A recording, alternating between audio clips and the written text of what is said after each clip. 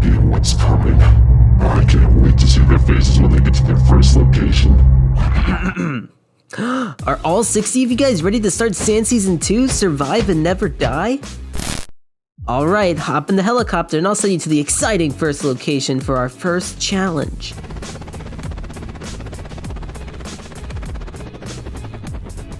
Alright, we're here. Remember guys, don't look down. Welcome to our first challenge. Each of you has a friend. One needs to hold out their hand and the other must grab it. In order to not fall to your deaths, you're gonna need to grab onto one of these 3 rocks. Problem is, they can't hold all that weight. That slippery rock to the left can only hold 8 players max. That jagged rock in the middle can hold a bit more, and the rock solid rock to the right can hold the most. And if too many people grab the rock, all players holding onto it will fall to their deaths. Alright, let's see how the players get along while falling. Well, right out the gate, Andrew, Chicken, Max, Warbuddy, Devil, and Taker created the Crab Cult to secretly convert players into their cult in order to enact the Crabocalypse. They also used the cult to share secret information about who grabbed what rocks. Zap asked almost everybody which rock they were choosing, but turns out a lot of people didn't want to spill the beans, so no luck for him. In the meantime, Inside Meme, Andrew, Bananas, Region Y, and Yoshi made their own 7-person Survivors Alliance in order to keep each other safe. They also told each other what rock they chose and any information they had. But let's see what really happened. The first thing players thought was that the rock solid rock was the safest since it could hold the most people. Makes perfect sense. So Kyle and Psychopathy, Josh and John, Haven, Legendary, Lynn, Azim, Ramsey, and Inside Pikachu, and Ruby, Zap, and Peach Angel, Kona, Region, Chicken, Braden, and Emerald all held onto that rock. Uh-oh, well now only 6 more players can grab the rock before everybody on it falls to their deaths. It's okay though, because some people thought that everybody would choose the solid rock since it holds the most people, and they would be correct. Except if everybody chose it, then the rock would break. So the real smart thing to do is pick the next safest option. So Amplified and Thunder, Siphon, D's, Max, and Grando, Jambo, and Lincoln, Squad, and Turtle all held onto the jagged rock for dear life. Now let's see what the minority of people did. Well, first of all, grab the jagged rock for literally no reason. I don't know what the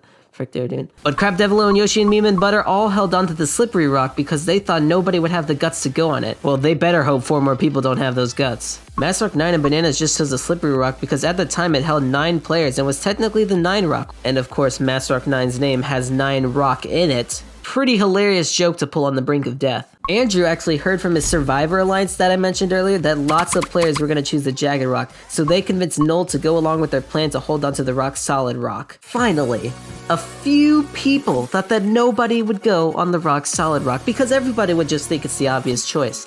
Well, Warbuddy, Potato, Brizzle, and Evan, Dinko, Pick, Taker, Squish, and Tristan, Big, and Monica, and Ellen Lees pulled some reverse psychology and jumped on the rock solid rock. Uh-oh. Did you hear that? That's 8 too many players on that rock. Hey, at least people weren't silly enough not to hold onto a rock altogether. Oh wait, Brandon and Mechanic didn't even agree on which rock to hold onto. They ended up reaching for different rocks, so they lost grip as well. Ellen Lees couldn't even manage to grab each other's hands. They just both held out their hands. And Blue Captain OK Masthead and Wine must have fallen asleep on the helicopter ride because they didn't even attempt anything.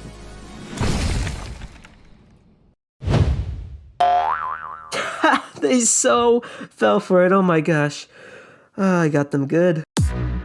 Whoa, whoa, whoa, whoa, whoa, whoa, whoa. Why are you so angry? Did I forget to tell you about your guys' reward? Well, it's only for people that don't fall off cliffs. Those people get 10 sand dollars. One of the best currencies out there, so spend it wisely. Oh, come on, like I'd kill you on the first challenge. Don't you guys know you all have 3 lives anyway? It's all part of the competition to deal with stressful situations like your impending doom. But hey, by all means, leave the competition and stay here. But if you want to be taken home eventually, you better stay in the game show.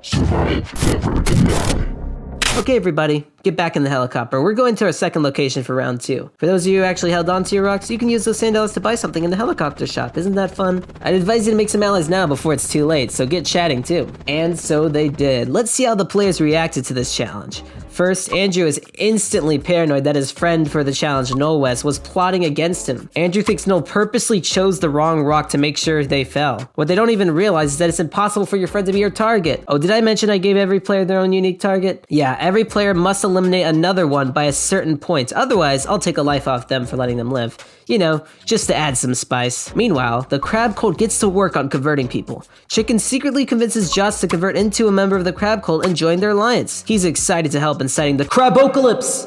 along with everyone else. In other news, Zap starts asking everybody who their target is to hopefully find out who's targeting him. He did eventually ask Brizzle who has Zap as a target, but Brizzle stayed quiet and non-suspiciously told Zap he's keeping his a secret. Grondo created a fake alliance with their target, Haven, in order to have an easier chance at killing them. Very sneaky. Except Haven instantly suspects Grondo and dishes the alliance almost instantly. I guess Grondo was too obvious about it. Despite this, many players start the formation of alliances to keep themselves safe. Brizzle and Angel decide to form an alliance that'll stay till the end. They agree to keep each other alive until it's only them left. Meanwhile, Angel and Chicken realize they're targeting each other, except they just decide to tell each other in order to make an alliance that brings Brizzle to victory? That's not how it's supposed to work at all. Well, whatever. Eventually, they create the Betas alliance with Brizzle and Max Fecta so they can all work together in the future and get to the top 4. Brizzle decides to get some backup allies and creates the beginnings of the Weebs alliance with Angel, Omelette, and Pikachu. Scythe, Turtle, and Amplified decide to create a strong alliance called the Boys and also work together until the end. Brandon, Evan, Ruby, and Tristan create the Tomato Town Alliance to dominate the rest of the competition. Now, if the players wanted to, I let them speak to me privately and make their own confessionals. Let's take a look at some of them.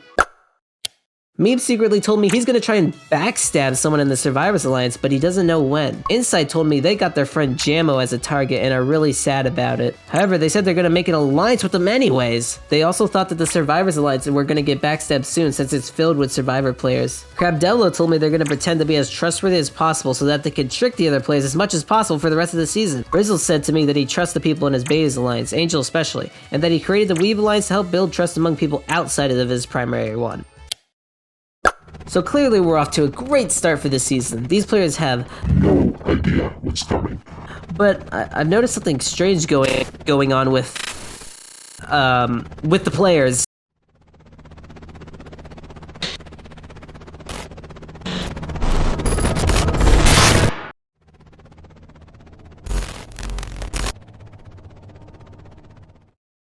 It's time to start round 2, everyone, but before we head to the next location for the second challenge, you guys first get the chance to shop for items. Don't worry, you'll get the chance every round to buy and use items before the challenge. Let's take a look at what they bought. Ooh, Grondo bought and used a trick. Now the trick item can force me to say anything the user wants. Grondo forced me to make an announcement that I'm their father. A great psychological mind trick to psych out the players. Devlo did the same and forced me to make it look like Azim made a public announcement asking for nobody to make an alliance with them. Oh, I forgot to mention, at any time the players are allowed to make public announcements that every player will see. We'll check some of those out later. Next up, Amp, Turtle, and Link all bought shields. When used, shields prevent any item used on the user from affecting them, so they're great at protecting players from being stabbed. Max and Jamo both purchased a Luigi clone. Now, I know I lied to you guys about a lot of things, but if one thing's for sure, it's that I am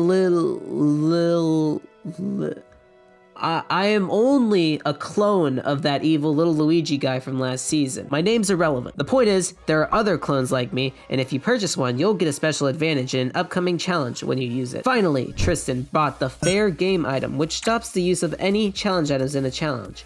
What are challenge items? You'll see. First, we need to look at the public announcements everybody made. Scythe announced, "Hello everyone, the name's Cypherian. This is my first time in a Little Luigi game show, so I'm completely expecting to lose all 3 lives in the first challenge. This climbing challenge seems simple enough, but it all comes down to chance, I think." Bees announced, "Me want alliance. I'm sure that'll persuade someone to ally with them." Insight announced, "I'm low-key lost in what I should or should not be doing in general, so basically I'm scared for my life." Noel West announced, "Hey everyone, I can't wait to start Sand Season 2. If anyone wants to be in an alliance with me, just ask." As you can see, these players are desperate to form alliances with anyone they can. They know if they find themselves alone, they'll be quick to perish. I think it's important to see the leaderboard for this challenge, not only to see how everyone is doing, but also to see each player's unique target. Here is the leaderboard. Players at the top have more lives and sand allies, while currently players at the bottom have been penalized for being AFK. By the way, I accidentally missed 2 private confessionals last time, so let's go back and see them. Tristan secretly said that the solid rock may have been their downfall, but they will rise back up and have Evan be taken out immediately. Wait, what? Max secretly told me the veterans is glitching intrigues them, and now that they've seen it get rid of one of their hard-earned sand dollars, they wonder what else will happen. I don't know what the heck they're talking about, but let's just get to our next location quick.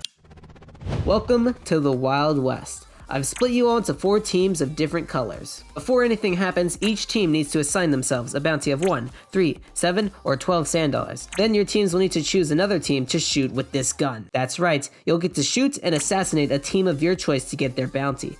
Don't worry though, each team also gets to make a prediction of another team's shot. If they guess correctly, they'll be able to dodge the bullet even if they didn't predict themselves being shot. If a team is actually shot, they'll have all their members lose a life, and the team that shot them will get their bounty. I'm only going to allow one team to be shot though, so if multiple teams do get shot, then I'll choose the team with the lowest bounty to die. Oh, and there are now challenge items the players can buy during this challenge. Challenge items are items the players can only buy during a certain challenge. They can be used instantly. For example, the one challenge item for this challenge is dibs. You could use it to make your team have first dibs on which bounty they chose. There's also an extra challenge items each challenge that can only be used if you use the Luigi clone.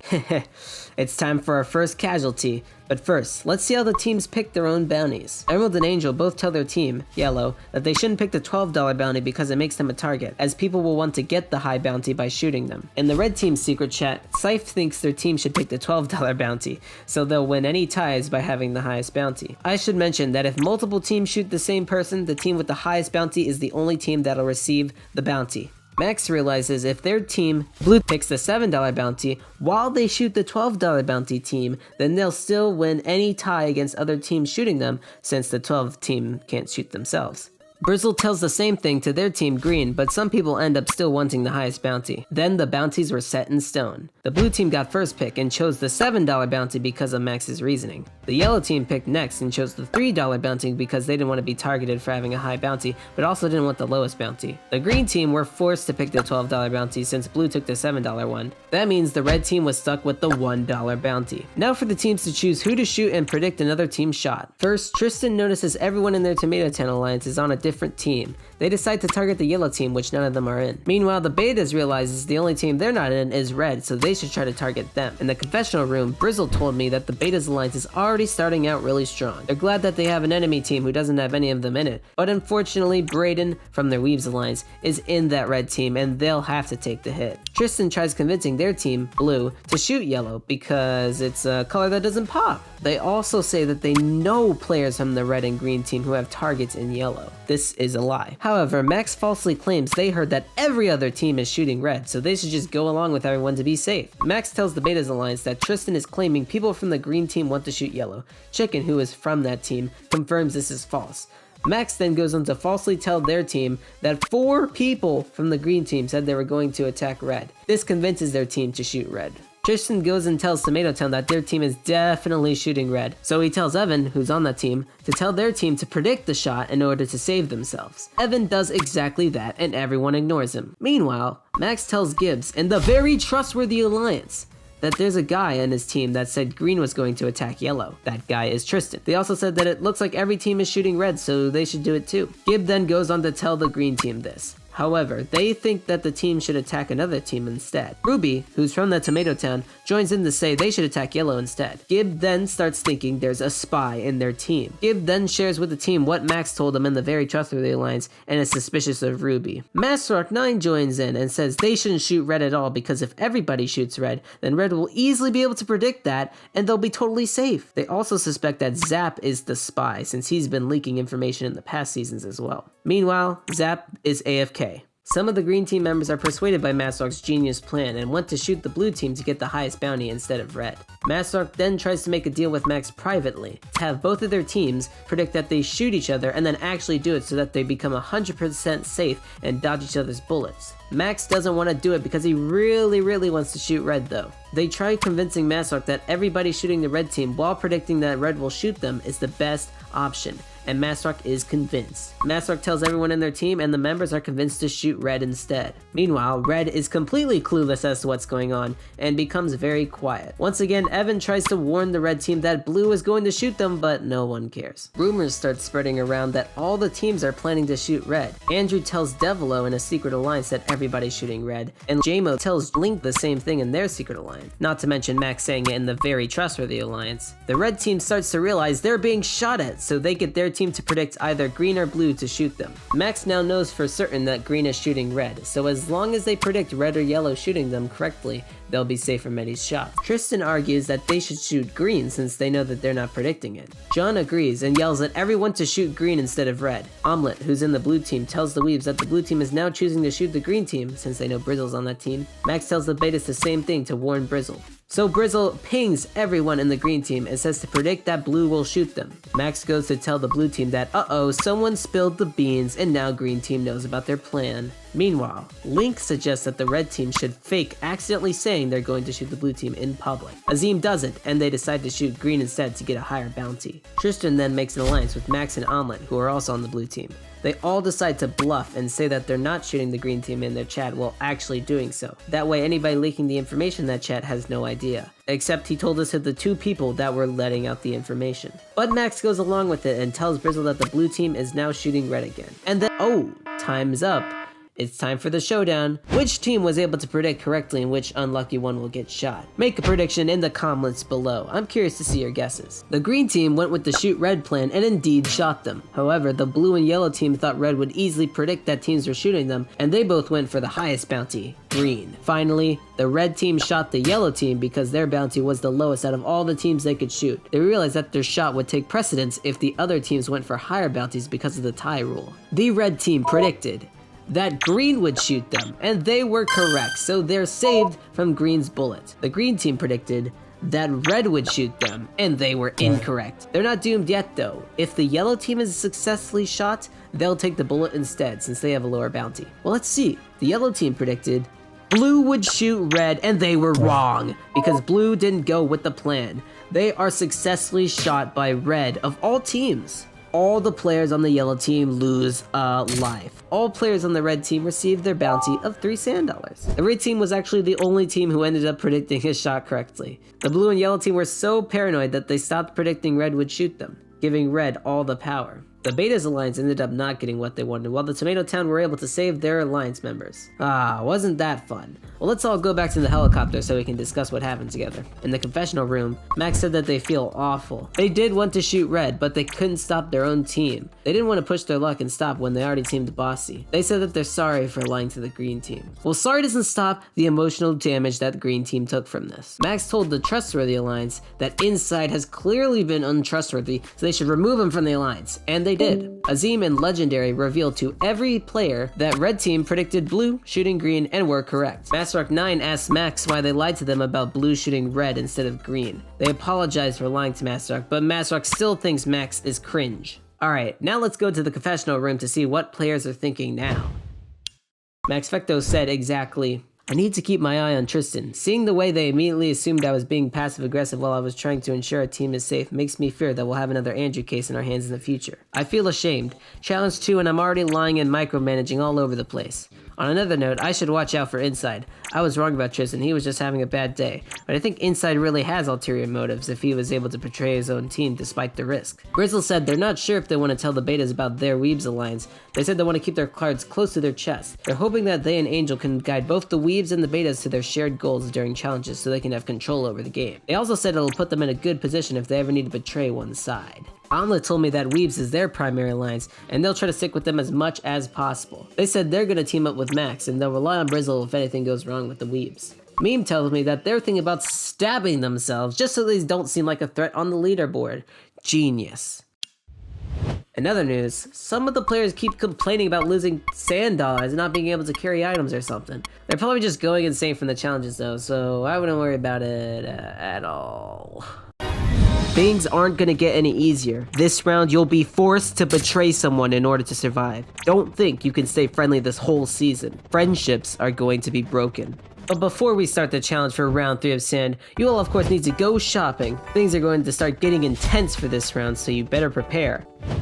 Cyphrian bought himself a shield. I assume to have matching ones with the Boys Alliance. Next, Turtle and Meme bought themselves the Luigi clone to get a special advantage in a later challenge. Then Grondo bought a fair game and decided to use it for this round's challenge. That means no challenge items, including Luigi clones, are allowed to be bought and used, making this challenge as fair as possible. Meanwhile, Meme bought a mirror. Mirrors work similarly to shields, but instead of blocking the item, it reflects it back to the user, giving the effect of the item back to them. So with it, you can have players regret they ever tried stabbing you. And that's all that was bought. So let's see what public announcements have been made at the back of the helicopter. Andrew announced, "This thing makes absolutely no sense at all. I'm confused and stressed and scared about why we're glitching. Like, it makes absolutely no sense. To be honest, I think I've been lied to about 10 times. Don't worry, Andrew, it'll only get worse from here." And lastly, Kyle announced, I never had the chance to introduce myself, so here I go. I'm Kyle Does Everything, a failed Dynafood contestant who joined for a BFDI and Discord experience. Alright, I'll start heading to our next location, everybody's least favorite place. Welcome to my classroom. For this challenge, you need to stay awake, and I better not catch you falling asleep. There will be 6 mini rounds, which, by the way, are time periods where players need to wait for everybody else to make the decision before continuing. Anyways, each mini round, you need to choose another player to wake up from their sleep. That's because if you're not fully awakened, you'll fall asleep after 3 mini rounds. In order to be fully awakened though, you need to be woken up at least 4 times by players before then. But don't think you're safe after that, because you'll just start falling asleep again and be fully asleep after another 3 mini rounds. If by the end of class you're still awake, I'll reward you with sand dollars for paying attention. But if you're one of the first 15 players to fall asleep in my class, I'll be very angry and make sure you lose a life. Well, let's see what happens. First, Haven told the Trustworthy Alliance that they should all wake up each other in a circle for every mini round. Max lets them know they'll need a 4th wake up though, since if they do that, they'll only get 3 wake ups in the first 3 mini rounds and go fully asleep. He suggests finding players and tricking them into waking them up without doing so in return in order to get that 4th wake up that they need. Haven takes that advice and they ask Big for a wake up every mini round in exchange for being invited to the Trustworthy Alliance, and they agree. Meanwhile, Brizzle tells the betas they're willing to sacrifice themselves in order to give all 3 of them wake-ups. The other 3 give each other 3 wake-ups for the first 3 mini-rounds. Stupid Brizzle trying to get out of betraying people. Brizzle tells me privately, I'm going to try and sacrifice myself for the betas. If I can truly trust them, it shouldn't be a big risk for me. This strategy is in their best interest because it will allow them to keep in good graces with their other alliances. Even though Brizzle offers Max this, they ask John if they want to wake each other up 3 times. John tells me privately that they don't really trust Max, but they're willing to take the risk. Max decides that it's not enough and also asks Devlo if they want to wake each other up 3 times, and Devlo agrees. John then decided to create the fake alliance with Max, Gibbed, and Lees in order to trick Lees into giving all 3 of them a wake up so they can get their 4th wake up. He falsely claims they're all going to wake each other up. Lees is suspicious though, and they don't trust Gibb. Max, however, tells the fake alliance that they can't go along with the plan after realizing they agreed to 3 different plans and 3 separate alliances. Max privately tells me, I have no idea what I'm doing. Having this challenge this early is probably going to have long-term consequences depending on who I pick and who everyone decides to trick. Max tells John to wake up Chicken 3 times, which they were supposed to do for betas, and John agrees. This way, Max can wake up John and still stay good with their betas alliance. Max also tells Devlo they can't do the plan, except Devlo doesn't see this and keeps waking Max up. John privately tells me, Max is a good person, but I wonder why he's trying to put himself in this risky situation. I'm actually worried about Max scamming me. I trust Max, but see, there's no reason for Max to trust me. Max is probably trusting Season 1 veterans. Chicken is one, and another must be Angel because he's also a Season 1 player. In the meantime, Lees decides to make the Slumber Party alliance with Omelette, Devlo, and John. They propose the same plan John originally had for the fake alliance, except they actually plan on doing it. They realize though that John was probably trying to trick them, so they kick John out of the alliance. Lees tells them about John's suspicious fake alliance and says to be cautious of John and Gibb. Omelette proposes that they wake each other up in a chain and then have Lees take wake-ups from John's fake alliance. Everyone else agrees, so Lees asks John privately if they can give each other 3 wake-ups, and they both falsely agree to do so. Next, Emerald tells the yellow team chat from last round that they need people to wake them up. Ramsey says they'll do it if Emerald wakes them up in return, except Ramsey secretly doesn't. Little does he know the karma this will bring them. Potato asks Ramsey to wake each other up for just mini round 2 and both agree, but Potato decides not to do so. Potato then asks Thunder to wake them up for 2 mini rounds and Ramsey for 1. In exchange for Thunder waking them up every mini round. They told me privately that they needed to trick Ramsey because it was their only option left, even though they still wanted to help them. Ramsey then asked Noel to wake them up in mini round 3, as long as they do so as well, and Noel falsely agreed. Noel sends the Trustworthy Alliance their chat with Ramsey and tells them they're baiting them for a free 4th wake up. Ramsey then asks Devlo to wake them up once, and although Devlo agrees, they're lying as well. Ramsey then asks Lees for a single wake up, and they falsely agree too, meaning Ramsey's now getting betrayed by 4 different people. Ramsey tells me privately, I need to find a kid to screw over who ideally hasn't used their wake-ups yet. I think since Potato is active and he's working with my target, Thunder, I might try to gain trust with them even if it backfires. Ramsey finally asks Taker as well for only 1 wake-up, and Taker truthfully agrees to give them 1. Over in the Boys Alliance, Scythe says they want to trick Turtle's target, each, into waking up their alliance without anything in return. Turtle tells me privately, a plan is forming in my alliance to make my target think they're betraying me and to make them think I'll be asleep. In reality, we won't wake him up. He'll forever sleep.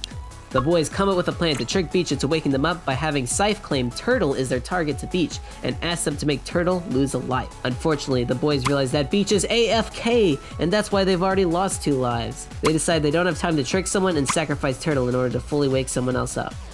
After that, Azim, Grando, and Kyle create the Dead Item Feud Friends Alliance. They agree to wake each other up every mini-round. Grando tells me privately that even though the plan was for them to wake up Azim twice and Kyle once, they did Azim all 3 times, secretly giving Azim a 4th wake-up without Kyle knowing. Azim then starts asking everyone in every alliance to wake them up. They make an alliance with everybody they think is good at sand and ask to be woken up there. In that alliance, Link asks Pikachu if they want to wake each other up. Both agreed, yet didn't actually do so. Meanwhile, Brizzle tells Weebs they have an agreement with Angel in another alliance. They say the rest of them can wake each other up and find their 4th wake up on their own. Omelette tells Weebs that they're coordinating with another alliance too, so they can't join the plan either. That leaves Pikachu and Brayden to wake each other up 3 times in Weebs. At the same time, Ruby tells the Tomato Town to each wake up everybody in their alliance. For some reason, they think they can only survive with 3 wake ups in the first 3 mini rounds. But after that, Nakaunik tells Brandon that they can wake each other up 3 times and find a 4th wake up elsewhere. They agree to do so, but Brandon secretly doesn't and betrays Nakaunik. Then Masark announces in public that they plan to lose this challenge, so if a player asks nicely, they'll donate them a wake up. Brizzle tells Masark they don't have a 4th wake up and Masark offers them one. Brayden offers Masark a cat gift for Masark's wake up and Masark accepts the offer. Nakaunik asks for one too and Masark agrees to give him one. Too bad Brandon betrayed them. While all this is happening, Link, Elle, and Inside create the Land of the Weebs Alliance and agree to wake each other up for every mini-round without realizing they're gonna need a 4th wake-up. Finally, 3 mini-rounds pass, and players are privately told whether or not they fell asleep, and nothing else. They're not told who woke them up or anything, so whoever betrayed them is kept a secret. Big, Coda, Deez, Deaglepick, Emerald, Josh, Squish, Tanker, and Turtle were all never woken up by anybody and fell asleep. How terrible. That they weren't paying attention, they all lose a life. Pikachu, Bananas, Blue, Brizzle, Elle, Evan, Grando, Jamo, Lees, Link, Meme, Kyle, Nakaunik, Almond, Matadu, Ramsey, Ruby, Squard, Thunder, Tristan, Zinkopathy, and Yoshi all were woken up at least once, but still fell asleep in my class in the first 3 mini-rounds, so they're all losing a life as well, those slackers. A lot of these players just went without a plan and woke up the players they liked. But in Sand, you're gonna need to do a lot more to survive. Also, although Masark wanted to fall asleep, everybody waked him up for some reason. Max also got a lot of random wake-ups from random people. Apparently everyone loves Masark and Max this round. Anyways, a lot of people realized they were somehow betrayed after they fell asleep, so they started asking around for what happened. For example, Pikachu tells the Weebs someone must have betrayed them. In other news, the Crab Goal agrees to convert Omelette into a crab, but instead of doing it by secretly talking to Omelette, Max just straight up adds them to the alliance. Speaking of which, Omelette also realizes they fell asleep, so they tell the Weebs that either Devlo or Lees betrayed them. They tell the Slumber Party that they know one of them betrayed. Devlo lies, saying they fell asleep too. Except in the Crab Cult, they claim they were awake. Omelette can see this and knows they're lying. Lees tells John Devlo is tricking people and they betrayed them. They trust John did wake them up though, even though they didn't. Max tells Devlo they think both them and Lees betrayed Omelette, and Devlo does admit to betraying them. Devlo tells me privately, I should have woken up Omelette instead of Max. Now Omelette doesn't trust me, which is bad because he's a crab now. In the new Crab Cult, Devlo offers Chicken a CPR for a wake up in return. Chicken agrees. By the way, Big is added to the Trust Free Alliance like I Haven said, and I Haven asks them to wake them up again. John also tells Legendary to wake each other up in that alliance, and both agree. I Haven and Null do the same thing. Meanwhile, Brizzle tells the Betas to wake each other up again and find a 4th wake up themselves. However, Max says they got what they needed from someone, so Chicken and Angel decide to wake each other up 3 times for the last 3 mini rounds. Max for some reason tells them that Devlo is now giving out free wake ups. So Angel privately asks Devlo for a free wake up and Devlo says that they trust Angel, so they'll give a spare one to him. Devlo is lying of course, as they will never stop their trickery. At the same time, Brayden tells Weebs they'll give all their wake-ups to Angel since they don't really want the Sand Dollar prize anyway. But then Brayden and Masark agree to wake each other up for no reason. Finally, the boys agree to wake each other up. Oh, looks like class is dismissed. Let's see who's still awake. I Haven Inside fell asleep after mini round 5. They're lucky they didn't lose a life, but they get no reward. Amp, Brayden, Brandon, Gib, Josh, Masark, Max, Nolan, Legendary just couldn't make it and fell asleep right before class ended. However, I have some amazing students. Angel, Azim, Scythe, Devlo, and Chicken. They all stayed awake and paid attention the whole time, so I'll reward them with 6 entire Sand Dollars. Unfortunately, Beach, Butter, Captain, OK, Master, Region, Warbuddy, Wine, and Zap all went AFK. So since 3 rounds have passed, I've given up hope on anyone that's been doing nothing this whole time, and I'm just gonna throw them in the helicopter blades. so they're dead. But most importantly, the first ever place to die in sand, although it doesn't really count. Now to make it fair, anyone with an AFK target got a new one. Here's the leaderboard so that you can see any new targets and also how this round changed the standing. Also, since I can't cover everything in this video, I'll show you everyone's actions here. Pause if you want to analyze what every player did. So many players lost a life this challenge, and it's because many players didn't strategize at all. In fact, comment below who you think put the best effort for this challenge to give them some well-needed encouragement. Alright, let's see how everyone reacted. First off, Gibbed exposed Azim. If you remember, Azim promised to wake Gibbed up, but Gibbed still fell asleep, even though that was just because Gibbed didn't get a wake up from a different player. Gibbed tells everyone Azim is a liar and betrayed them. Kyle sees this and also notes that they fell asleep when Azim was supposed to wake them up. They tell me privately, this is hard for me. Azim is my good friend and I can't find a way to stop him. Because of all this and the fact that Azim went around begging people to wake them up, Max is annoyed and asks Masterhawk and Devlo if they want to ally together to eliminate them. They create the Inconvenience Azim Alliance. In other news, Potato and Thunder come up with a plan to get sand dollars from Ramsey by allying with them so they can afford a CPR. The Potato Thunder Ramsey Alliance is created. Now let's visit the confessional room. D secretly tells me he's saving up money in order to be able to knife Squad, their target. Then Max confesses, I feel like I have to keep some sort of balance between making allies with the veterans and making allies with the newcomers. As infuriating as this challenge can get, I feel like it's a pretty decent way to set the mood in this new, more cruel season. I should really try to keep track of who to trust. Jumping all over the place and betraying everyone is not viable here. At first I thought I tried to go with different people, but now I'm beginning to think sticking with Brizzle, Angel, and Chicken is the best option. Finally, Angel tells me, my main plan going into this season is to team with the betas, and just the betas. Brizzle is who I plan to make win this season, which makes it so scary he's losing a life for his buddies. Regardless, I can't let anyone know my long-term attachment to the betas. Well, you players better get ready because in the next round, players are actually going to start being eliminated, not just fake AFK eliminations. People are actually going to be losing their last lives. You may want to prepare and try saving your friends, or maybe you want to target someone with one life to eliminate them for good. Whatever it is, I will be holding back. you guys better be careful. You might actually die this challenge and you wouldn't want to go because of your poor salad making skills. That's right, in round 4 of Sand Season 2, your salad making abilities will determine if you live or die. Oh, by the way, the helicopter shop just got renovated. Want to check it out? Cool, right? Oh look, Azim is buying a mirror and JMo's buying a shield. Alright, you want to know why the heck I was talking about salad stuff, don't you? Fine, I'll fly to our next location.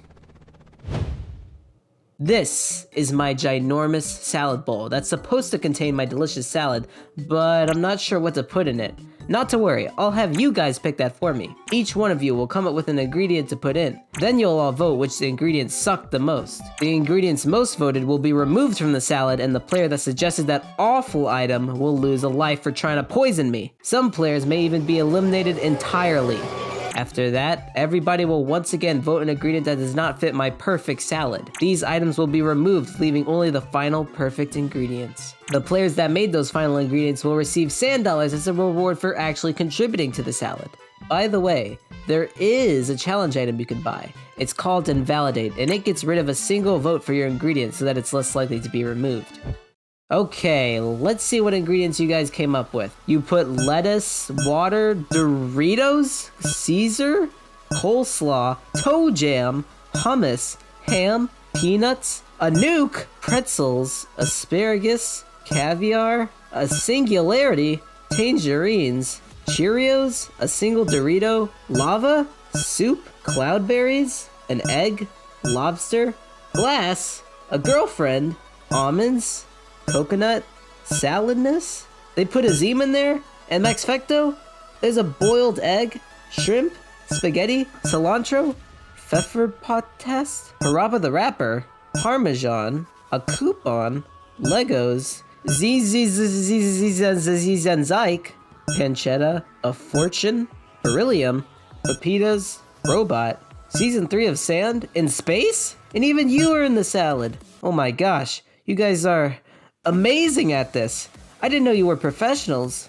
Well, you guys still need to vote for the ingredients to throw out, so get to it. First off, Devlo wanted to get Azim's ingredient voted out. If you remember, they're a part of the Inconvenience Azim Alliance, so they want them eliminated. Devlo asks Azim what their item is, but claims they're only asking so they don't accidentally copy it. Of course, Devlo doesn't really care about that. They just want to know which one Azim made so they could vote it out. Poor Azim doesn't suspect a thing and tells Devlo they put the ingredient "you" into salad. Devlo relays this information to the crab cult and asks for everybody to vote on that ingredient so Azim loses a life. The cult agrees to do so, and they all try to convince other players to vote the ingredient out as well. Despite this, Azim is completely unaware that their ingredient is being targeted. We'll see if their ingredient gets enough votes. Meanwhile, Evan tells the Tomato Town that they should all vote out the Max Fecto item. They think whoever made it is probably allied with Max, and Evan thinks Max is a powerful player, so their allies must be as well. They want to get rid of them as soon as possible so that they don't overpower the Tomato Town. And with that, everybody made the decision on what ingredient they wanted out. Remember, if your ingredient is voted out, you lose a life. And if you only have one life left, you'll be completely eliminated. So, the ingredient everybody hated the most was Zenzyke, created by Lees. Disgusting. I'm bringing you down to one life for that awful ingredient. The second most hated ingredient was You, created by Azim. Looks like Devlo got his way in the end, and Azim is brought down to 2 lives.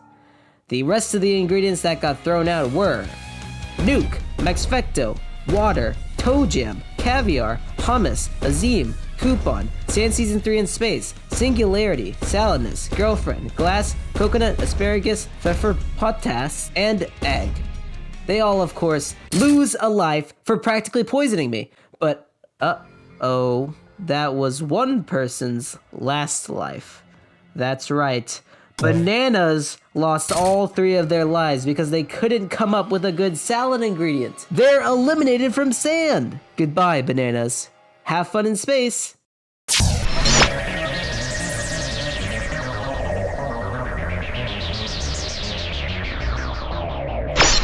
I'll miss them. By the way, one of you guys just barely escaped death by buying that challenge item from earlier. That's right, Josh was able to remove one of the votes on their ingredient, which was just enough to keep them in their salad. Well, anyways, you guys need to vote for more ingredients to remove from the salad to decide who gets the sand dollars. This time, the crab cult conspires together again and they plan on removing boiled egg from the salad. Other players privately vote items they dislike, and a few tell their allies which ones they don't like so that they can vote together. In Tomato Town, a heated argument begins. Evan really wants pretzels out of the salad, while Tristan wants beryllium out. Evan makes a great case, claiming that nobody would ever want pretzels. Tristan declares that nobody would ever want them. Tristan is eventually persuaded to vote pretzels.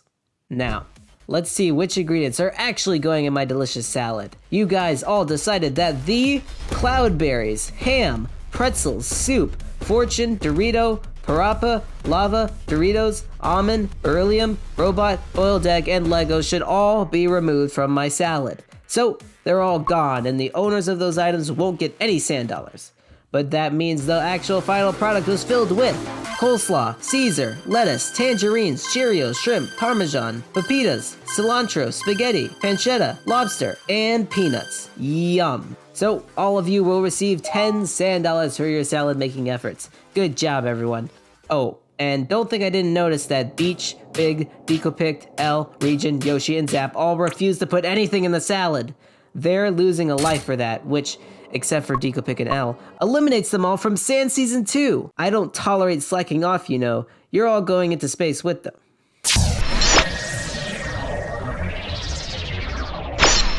But don't let those AFK deaths fool you. Bananas was the first real death in Sand Season 2. Alright, let's see who we have left over after that.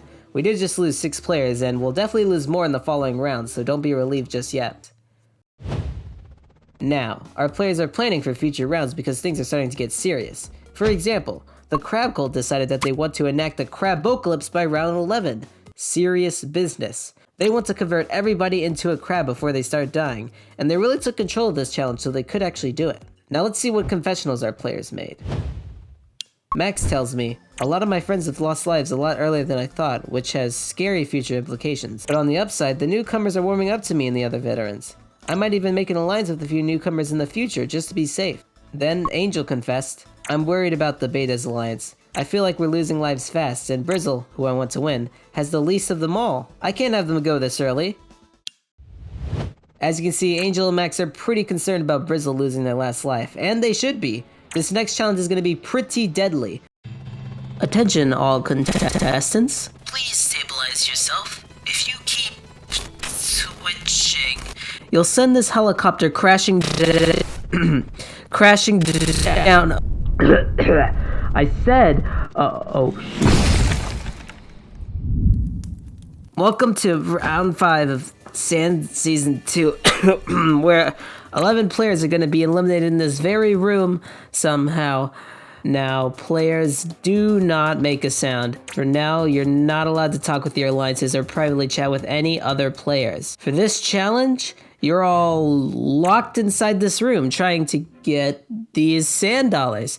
And you can't say anything, otherwise you'll set off the deadly alarms. If you want to get out of here with the money, you're going to have to find the partner I randomly assigned to you. You don't know who they are, but I'll give you all a common word you can use to find each other.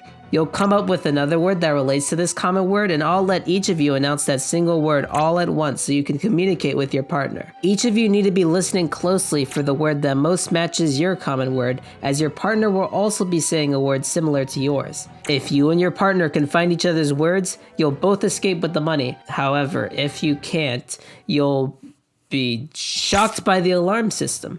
Also, each of you are trying to intercept another group of partners. Using the spy gear laying around, you'll be able to tell the word said by 2 partners in a random group. If you're able to guess the common word for these partners, not only will you get some extra sand dollars, but those players will be shocked by the alarm system. And if you fail to intercept them, I'll shock you. You get shocked too much, you'll lose a life. Whew, that was close. Had to improvise there. Okay, I need to come up with some random words now. Here, these will be the common words I give them. School, math, money, store, restaurant, dinner, afternoon, time, late, sleep, bedroom, apartment, hotel, vacation, beach, ocean, drink, bar, fish, pet, cat, cute, and baby. They'll all have to come up with words that relate to those common words, but don't relate so much that they could easily get intercepted by another player. Perfect! Okay everyone, announce your one word. This is your only chance to speak aloud. Sunset. Okay, now try to find the word that most matches the common word I gave you. Alright, let's see what they do. Scythe privately told me, wow, this one is tough. I came up with a good word related to sleep, being alarm. But after looking through these lists of words, there are only 3 that are related to sleep. Huh? How am I supposed to pick from sleepy, bed, and mattress? The only thing I can think of is that bed and mattress are related. So I guess I'll pick sleepy. Here goes nothing. Mechanic told me, I sent cutie, as in cutie, for my common word cute. My idea with sending QT was that nobody would be able to decipher the original common word, but my partner would be able to find me out without any issues because they actually have context. Fingers crossed, hope this works. And finally, John privately told me, dude, what the frick, this is so hard, I think no one matches my common word. Well, good luck to them. I purposely made these common words pretty similar to each other so it'd be hard to pick out your partner's word. And there's absolutely no loopholes. Hold on. Masrock wanted to play smart. They decided to hide their word in a cipher with the key to it being their common word. This way, their partner can test every word with the cipher to find out their partner's word easily. It's a foolproof plan, dang it! Ramsey thought that was a genius idea, so he stole it and used it as well. And with that, every player has guessed which word their partner made. Let's see which group could actually find each other. The groups that found each other are... Meme and Noel. Only them? Well, they escaped with 10 sand dollars. Congratulations. Well, that means the rest of you are gonna get shocked. Alright, now you are all trying to intercept a random group. Remember, each player is sent both words a random group of partners announced, and they're trying to guess that group's common word. So let's see who was able to get the extra money for intercepting a group. Our successful interceptors are... Pikachu, Angel, Brizzle, Scythe, Emerald, John, Link, Meme, Kyle, Omelette, and Tristan. Nice job, guys. You'll get 8 sand dollars for intercepting the groups. Deco Pick and Omelette, Emerald and Max, Mechanic and Chicken, Brizzle and Josh, Kona and Jammo, Andrew and Lee's, Inside and Ruby, Deez and Masrock, Amp and Ramsey, and Angel and Evan. Unbelievable! You weren't able to find each other's words, but you were still intercepted? Well, you know what that means. You're all getting shocked. By the way, if you must know what each singular player did, I'll put it up right now, but it's crazy complicated. That must have hurt a lot of you guys, so much so that some of you lost a life. The players that lost a life were Evan, Gibbed, Inside Josh, Max, Potato, Chicken, Legendary, and Zincopathy. My god, no wonder we have 11 eliminated players. And finally, those 11 players that were shocked to death were Andrew, Butter, Conut, D's, Decopic, L, Emerald, Lee's, Ramsey, Squad, and Tanker. I'm sorry guys, but you all have to go. At least you can have fun in space with bananas. Bye guys!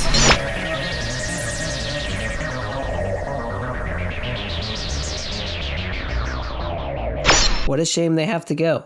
You'll notice that none of those people were in the prominent alliances we've seen. Clearly, having a close alliance is worth the effort. Well, let's see where that puts our players on the leaderboard.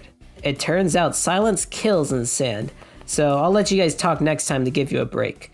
Next time. How am I gonna get back in the air next time? Listen, contestants, you gotta stop, glitching.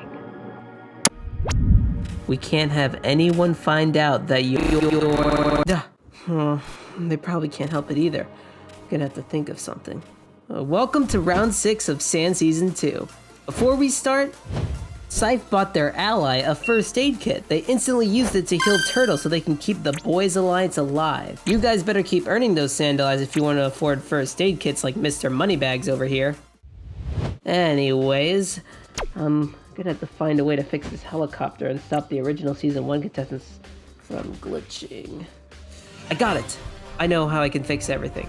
Alright, contestants, I need you to build a machine that not only repairs the helicopter, but also stops these players from glitching. Turns out they've actually been randomly losing sand allies because of it, and they'll keep losing them if this machine doesn't get built. So you can either collect materials to help build it, or you could steal materials from someone else to make sure those glitchy players keep losing sand allies. Now you can only steal materials if the player you steal from isn't also trying to sneakily steal materials. Otherwise, if I catch you doing so, I'll make sure you lose a life. On the other hand, if you choose to be a good contestant and collect materials, I'll give you 4 sand allies for your efforts. However, if I don't get enough materials to build the machine, I'll make sure that any collectors who were stolen from lose a life for losing us the materials we need. I'll also give 10 sand allies to any player who successfully steals. So, is it better for you to collect or to steal? Well, that's for our players to decide. Now let's see what everyone chose to do. The glitchy players, of course, want the machine to be built so they stop losing sand allies randomly. They tell the public to collect as you get 4 sand allies for free, and who doesn't want that? A few non-glitchy players, including Link, join them in advocating for collecting materials. They want everyone to be nice and give the glitchy players a fair chance. Those fools. However, Link secretly goes against this and tries to steal from Pikachu. They privately told me, Pikachu is my target, so I'm trying to kill them by stealing their materials. I feel like this may be my only chance to eliminate them before I lose a life. Some other players thought the same thing. For instance, Meme told me, I think it's the best move for me to steal parts because only the glitchy players are really gonna collect materials, and you could die if you get stolen from. I think it's gonna be safer if I just steal and let the glitchy players keep their disadvantages. And even glitchy players themselves are hesitant. For example, Max privately told me, depending on how this goes, I might actually steal from someone. As much as I want to get rid of this handicap, stealing has its own advantages. People will assume us glitchy players are a safe target to steal from, and anyone who tries to steal from me would potentially lose a life from stealing unsuccessfully. That's everyone. So, did I get enough materials to build the machine? Well, it looks like I did! In fact, almost every player collected materials to help fix the machine. Except for 3 players. Inside, Link, and Meme all tried to steal materials. How evil. They're still safe though, since they all successfully stole from others, but they don't get the 4 sand allies like everyone else does. Alright contestants, just go through the machine. Let's see if this works.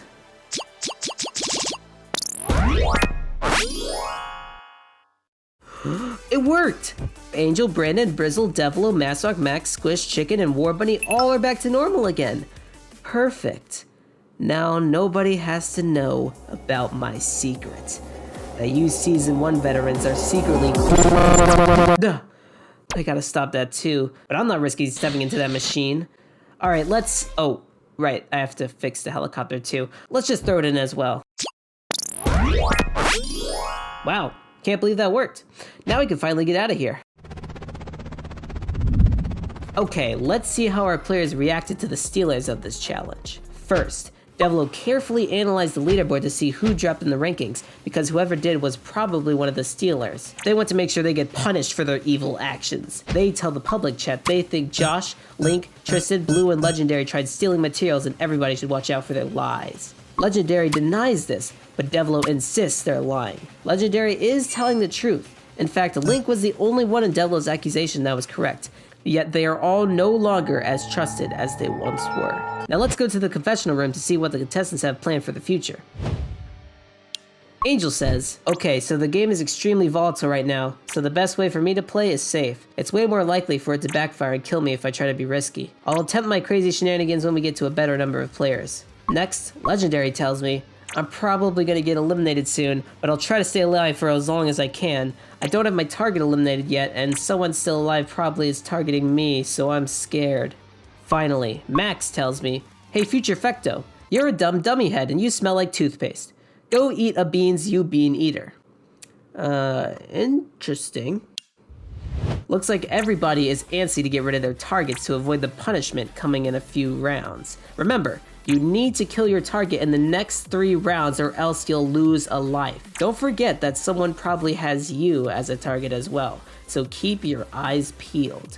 Do these contestants really think they can trust each other? We'll see about that after this next challenge. Welcome to round 7 of Sand Season 2. Don't you think there's been too little chaos recently? Well, it's time to change things. Let's get to that next location. Welcome to the club. It was actually designed by Ice Cream D's and Butter. Anyways, for this challenge, you're all alone and need to form a group before you become a loser. In order to form one, you need to get everyone in the group you want to tell me the exact list of players they want in it. That means everybody needs to agree on the members and nobody can tell me the wrong information, accidentally or on purpose. If that happens, your precious group won't be formed and you'll be all alone. And if I catch you alone, I'll embarrass you in front of my audience and make you lose a life. If there's less than 8 losers out there, I'll even embarrass the smallest group of players, making them lose a life too. Meanwhile, everybody that's safe will get a sand dollar for each player in their group. However, there's one more sneaky twist. Any player in a group can secretly become an undercover spy to gain secret information. This will cause each player in their group to lose a life. Except if there ends up being multiple undercover spies, then all the spies will lose a life instead of the other players. So you better make sure you really trust who you're gonna create a group with. But can you really trust that your allies aren't secretly targeting you? Let's see if they do. First, the Crab Cult decides they trust each other enough to create a group together, but do they really think nobody has the guts to become a spy? To avoid this, they decide not to include anyone who hasn't talked, which ends up just being War Bunny. Meanwhile, the Weebs Alliance is the same thing as the Colts, creating a group with their alliance members. Omelette takes the side of the Weebs, not joining in on the Crab Cult's group. Unexpectedly, Massark asks Brayden if they can join their group in exchange for helping them with the wake-up challenge. Brayden says okay and invites them, so the Weebs have gained a new member. Other alliances like the Tomato Town, the Boys, and Azim's friends also decide to group up with just their allies, and trusting that they won't betray them. Meanwhile, Potato privately asks Thunder if they can be in a group with them. Thunder says sure, but they want to include Amp too. Legendary wants to get in on the fun and asks Potato if they can join their group. Thunder then asks Amp if they can form a group with Potato. Amp decides to take this opportunity to deceive Thunder. Despite already grouping with the Boys, they agree to join Thunder, knowing this will prevent their group from being formed. And last minute, as a last resort, Josh and Meme quickly agree to form a tiny group together. Even if it's just 2 people, they don't want to risk losing a life or being lonely. War Bunny also perks up at the last minute and requests to be added to the Crab Cult's group. They let War Bunny in, of course. And looks like we're out of time. Did you notice any suspicious activity? Let's see what really happened. Well, I'm happy to tell you the Weebs, Tomato Town, the boys, Azim's friends, and Joshua and Meme's last-ditch group all successfully formed without any betrayals. They all received Sandalars, and now their alliance's trust will grow even greater. Unfortunately, that is not the case with everyone. I'm sad to report that the Crab Cult was not formed. That's right. There's a hidden traitor that messed it all up. Now everyone in that alliance is all alone. And in case you forgot, Amp's betrayal of Thunder, Potato, and Legendary caused their group to fall to ruins as well. Not to mention all the players who had no friends to group with. I'm sorry, but I have to embarrass you losers. You all lose a life. And Gibbed, Link, Necautic, Potato, Chicken, Legendary, and Zyngopathy, you are all eliminated from Sand Season 2. Now go visit your friends in space.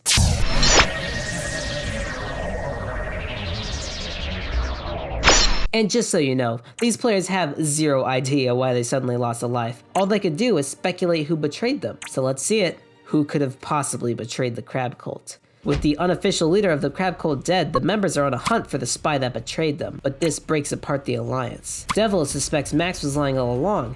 Max thinks it's Gibbed, since they've been quiet. Then they realize how quiet Squish has been. Everyone begins to suspect him, as it appears they didn't drop in the leaderboard when they should have if they lost a life. Privately, Squish tells me they think someone's framing them. So, do you really want to know what happened? Who the real traitor is? Well, Warbunny just accidentally included Omelette in their list of players they wanted to form a group with. But once they realized it, it was too late. They told me, "Oh my god, I'm accidentally a villain, I'm so sorry." Yet they refused to confess. Everyone in the cult starts to rally against Squish when Warbunny starts defending them, saying they should give them the benefit of the doubt. Max tells the public this challenge ruined their alliance and they know exactly who caused their giant group to lose so many lives. Privately, they tell Squish that this is their blackmail against them and they should be cautious. Squish then speaks up to defend themselves and gives out their target, Zyngopathy. Devilo then confesses that their target was Warbunny. Realizing this conflict of interest, Omelette then brings up that Devilo betrayed them in the past, so they might have done it here too. Squish then points the finger at John, accusing them of framing them. Meanwhile, John starts privately interviewing all the members of the Crab Cult to try and find the true story. They have faith in the Crab Cult and don't think anyone betrayed. However, the Crab Cult's trust in each other is now broken, and their goal of enacting the Crabocalypse is gone forever. Exactly what I wanted. And right as we're about to reach the target punishments. Oh, did you forget? After the next round, whoever hasn't eliminated their target will lose a life themselves. Let's see how our players planned for this punishment. The betas realize Brizzle and Max are only left with one life. Angel decides to buy a first aid kit to heal Max since their target is still alive. Despite all this chaos, the Boys Alliance is doing amazingly well with all of them having 3 lives and Amp being rich in sand dollars. But can they keep it that way? Especially with this next challenge? That's right, welcome to the arcade with a whack-a-mole game prepared by Chicken themselves. I know you all are worried about not having your target eliminated, so that's exactly what this challenge is for. Well, some of you already did eliminate your target, so you're gonna have to choose a new player to act as your target. You're all spending 4 days in this machine. Each day you can either stick out your head or stay inside the machine. You will each receive a free special hammer you can use to whack your target. You can also pay 2 sand dollars to buy an extra hammer to whack any player of your choice, but you have to raise your head while doing so. If you manage to whack someone the same day they poke their head out, the head trauma will cause them to lose a life. And I'll reward you with sand dollars. By the way, you're not allowed to whack the same person twice in a row, and you have to raise your head at least once. To motivate you guys to pop out your heads more, I'm gonna give you sand dollars each time you do. Now let's see how these players try to destroy their targets. First, Masark tells Max they were told to pick a target for the next challenge, so Max tells them to pick Meme, hoping Masark could possibly hit their target with that special hammer. John tells Max the same thing, and Max also tells them to pick Meme. They tell the Betas Alliance to all pick Meme too as a target, so they can all whack them for free. For the first 3 days, they agree to take turns whacking Meme with the special hammer. They also pay for an extra hammer to whack Meme on the 4th day, guaranteeing their demise. Meanwhile, in the Boys Alliance, Scythe tells Turtle to choose their target, John, as a target. They agree to all work together to whack John. They also come up with a plan to gather sand dollars to afford more first aid kits. They all choose to raise their heads for a whole 3 days, risking their lives. Pikachu and Brayden also come up with a plan to whack Pikachu's target Josh and Brayden's target Devilo by each buying 3 extra hammers and alternating which days they whack them. So, what really happened? Let's see. Who's gonna regret sticking their head out today? Well, unfortunately, Meme's head is whacked by Angel. Brandon whacks their target Omelet. Amp also successfully bonks their target Grondo. Unfortunately, their money-making schemes get them whacked by War Bunny. However, Sife's plan does work and they whack John successfully. Azim is whacked too, unexpectedly by Kyle, one of their allies. Bad news though, that means you all lose a life. I'm sorry, John, but you'll never repair the Crab Cult's Alliance trust and you're eliminated from Sand Season 2. Don't be so eager to go to space yet though, we still have 3 more days to go through.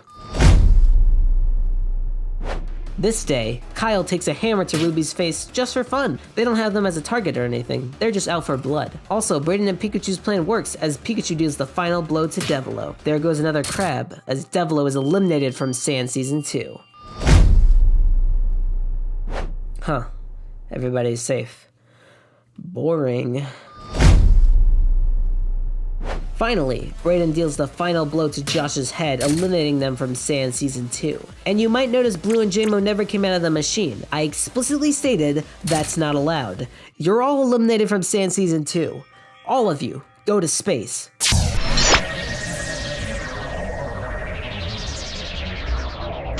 Don't think we're done here. Some of you really sucked at eliminating your targets. I didn't give them to you for no reason, you know. You must be punished. Let's see who kept their target alive. Amp, Max, Brandon, Evan, Ruby, Thunder, Omelet, Kyle, and Grondo? How could you disappoint me like this? You all lose a life. You might think this is unfair, but the strong must survive in sand. I'm sorry, Evan, Ruby, Thunder, Omelet, Kyle, and Grondo, but you're all eliminated from sand as well. Wow, I've never caused so much life loss before in one episode. Every alliance has lost someone. This is great. Man, I wonder what it must feel like to be launched deep into space like that.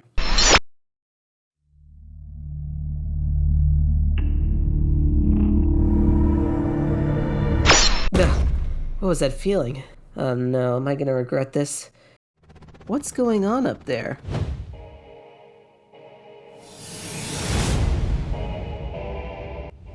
Oh god, that is not good.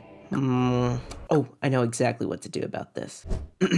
Listen up, dead contestants. I see what you're doing. Let's just say it won't be that easy to come back. You're all 60 miles away from Earth and only have a limited amount of oxygen left to use before you fully suffocate. Don't worry though, I'll help you out. Each minute you can use up your oxygen to do 2 of these actions at a time. You can either swim 10 miles closer to Earth, stay still and build up your swim so you travel 25 miles in your next turn, steal oxygen from another player if nobody else chooses to steal from them, protect yourself from being stolen from, push another player back up into space as you reach Earth so you're the only one who survives, or collect 35 sand dollars. Using these actions, you'll all be able to race back to Earth, but as soon as 2 players get back, I'm stopping all the oxygen supply and making sure the rest of you don't survive. I'll be waiting for my thanks down below. Have fun. First, the Dead Crab Cult gets to work planning things out. John tells the Dead Crab Cult members that their best bet is stealing oxygen while repeatedly building up and swimming. It's true, I designed it so that you'll always run out of oxygen before making it back to Earth, unless you steal from someone. So everyone in the Crab Cult attempts to steal oxygen from random dead players. John then realizes they can abuse the stealing rule. If they have 2 of the Dead Crab Cult members steal from them, then it'll cancel out, and nobody else will be able to steal from them either. Problem is, those 2 people need to waste their actions to do that. Meanwhile, Thunder tells Potato and Ramsey they're going with the same plan John had and stealing from Devilo. Potato says they should also collect on the minute they get back to Earth so they can get some money. Then, they secretly make an alliance with just Thunder and say they should actually push last minute to betray Ramsey. This way, only they will get revived and Ramsey won't. The first minute passes and this is what happens.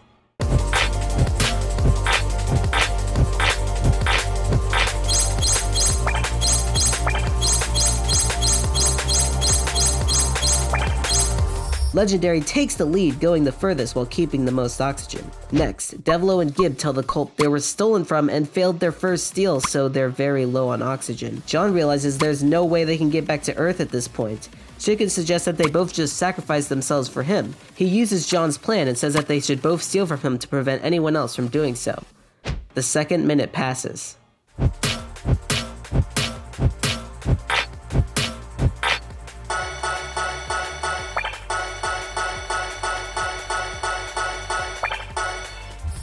Chicken takes the lead for being the closest with the most oxygen. Chicken once again asks Devlo and Gib to steal from him, and they finally agree this time. Gib even says they're willing to have another crab steal the rest of their oxygen from them, and Tanker takes that opportunity. The 3rd minute passes.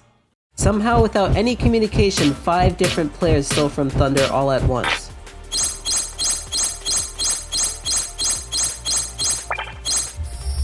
Tanker joins the lead with Chicken, with Tanker stealing Gib's oxygen and both having the same amount.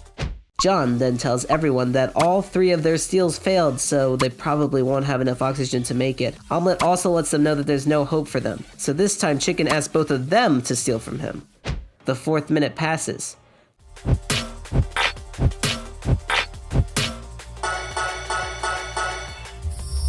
Thunder, Chicken, Mechanic, and Tanker are all close to the end. Which one of them will make it? Chicken tells the Colt that they and Tanker can make it, but Andrew needs to steal from them so they themselves are safe. They then privately ask Mechanic to do so as well, since they're basically out of oxygen. And they agree. Tanker asks Chicken why can't they be stolen from to keep them safe. Chicken says they're a more experienced crab, so they need the protection. It's time. The last minute. The last chance to survive. Who is gonna make it? Well, the contestant that made it back to Earth and is back in the competition is the Mighty Chicken and Tanker. Congratulations, you both win 1 life.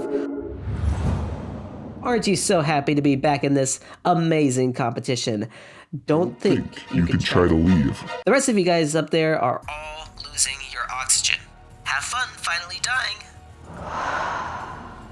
Alright, new contestants, come with us to the new location. Welcome to the Mighty Chicken's Fortress, where we will begin the Round 9 challenge. This challenge, I divided you into the green and orange team. You can only communicate with your team and nobody else. Each team will vote for one of their members to become king. The king will have no way of losing a life and get an extra 5 sand dollars if they win any money. After the vote, the teams will then vote for a player on the other team to shoot each day. If a king is shot, the team that the king belongs to will collapse, and the members of the other team will win 5 sand dollars. All players that can shot can no longer speak with the team or win any money, but they'll only lose a life if their team collapses.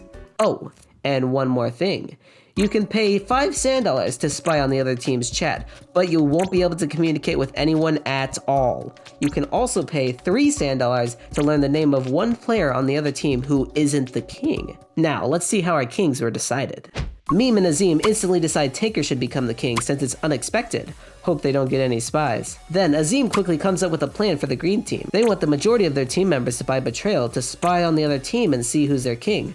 Then they can all vote for that person to shoot and they'll win. Azim, Tanker, Tristan, and Noel agree and instantly spy on the other team. In the orange team, Max instantly notices the spies and makes sure the team doesn't discuss their king at all. Masrock comes with a plan to randomly choose their king so the spies won't know who it is. So they all randomly vote privately so even they don't know who will become king.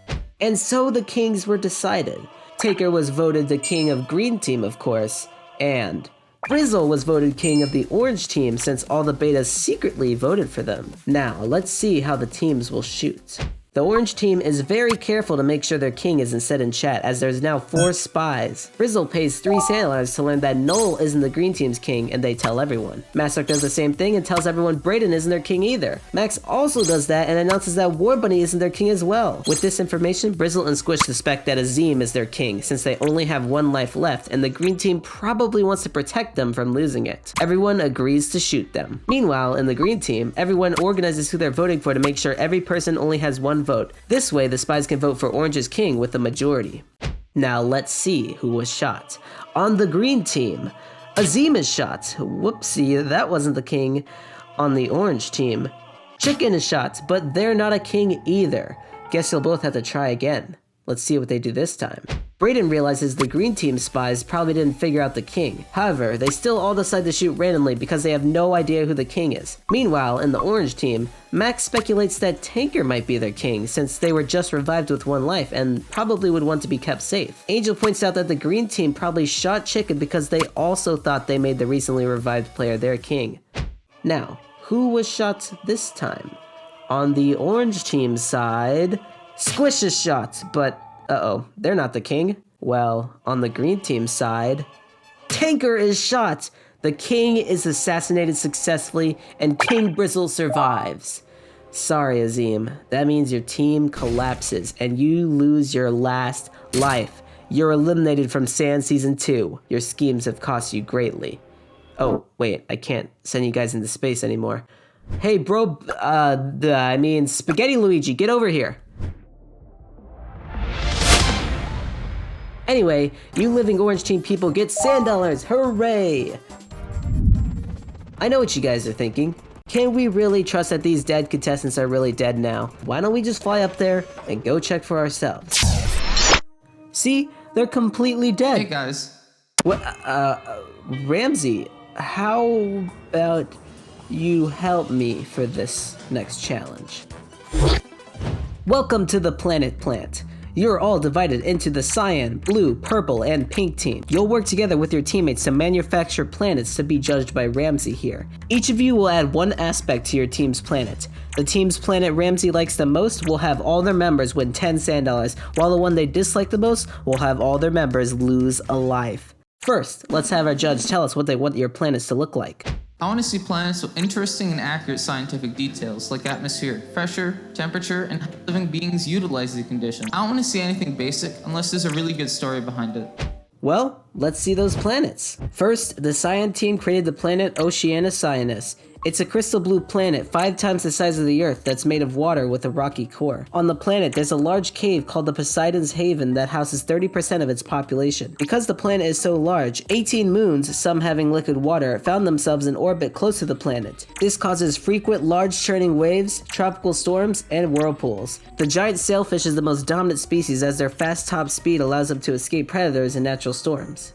Next, the blue team created the planet Neil, a deep blue planet with a colorful life below the surface. It's a massive planet entirely covered by water with a core of molten silicone inside. The planet is far from the sun, yet a mysterious warmth keeps its water from freezing. Today, some birds make small nests in ruins jutting above the waves. Under them live an infinite amount of fish species. Some stay close to the surface for air, while others stay at the bottom, gaining strange adaptations to survive, such as long fins, large mouths, and bioluminescent features.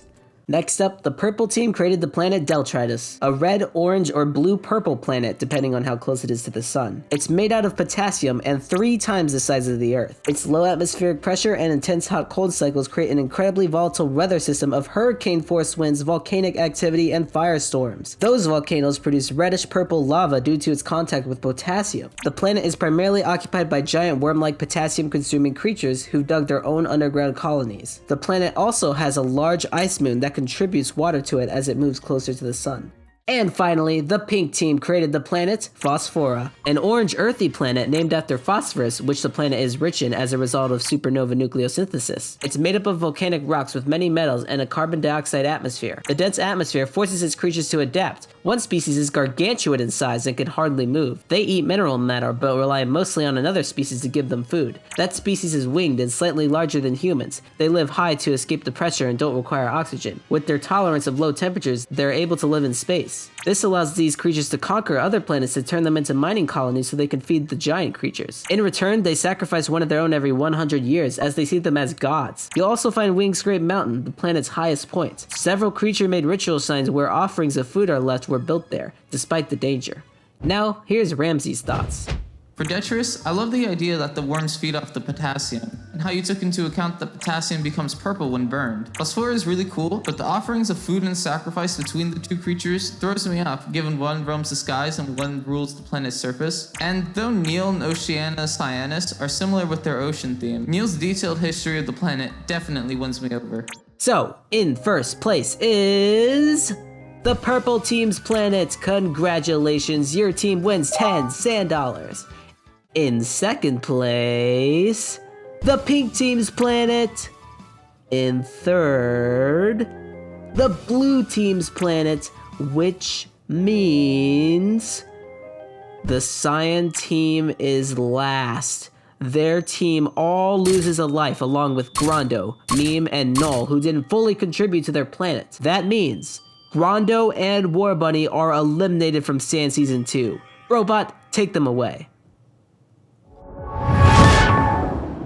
Alright, field trip over. Bye, Ramsey. Now let's see what the players think. Chicken tells the crab cult it's time. They need to begin converting every single player into a crab as it's time for the Crabocalypse round. In public, they ask everybody to join the cult. Masrock says they want to say a bird, so they won't join. But Chicken tells the cult to go against anyone who refuses to join. So Max warns Masrock that they'll be targeted. The threat is successful and Masrock is converted.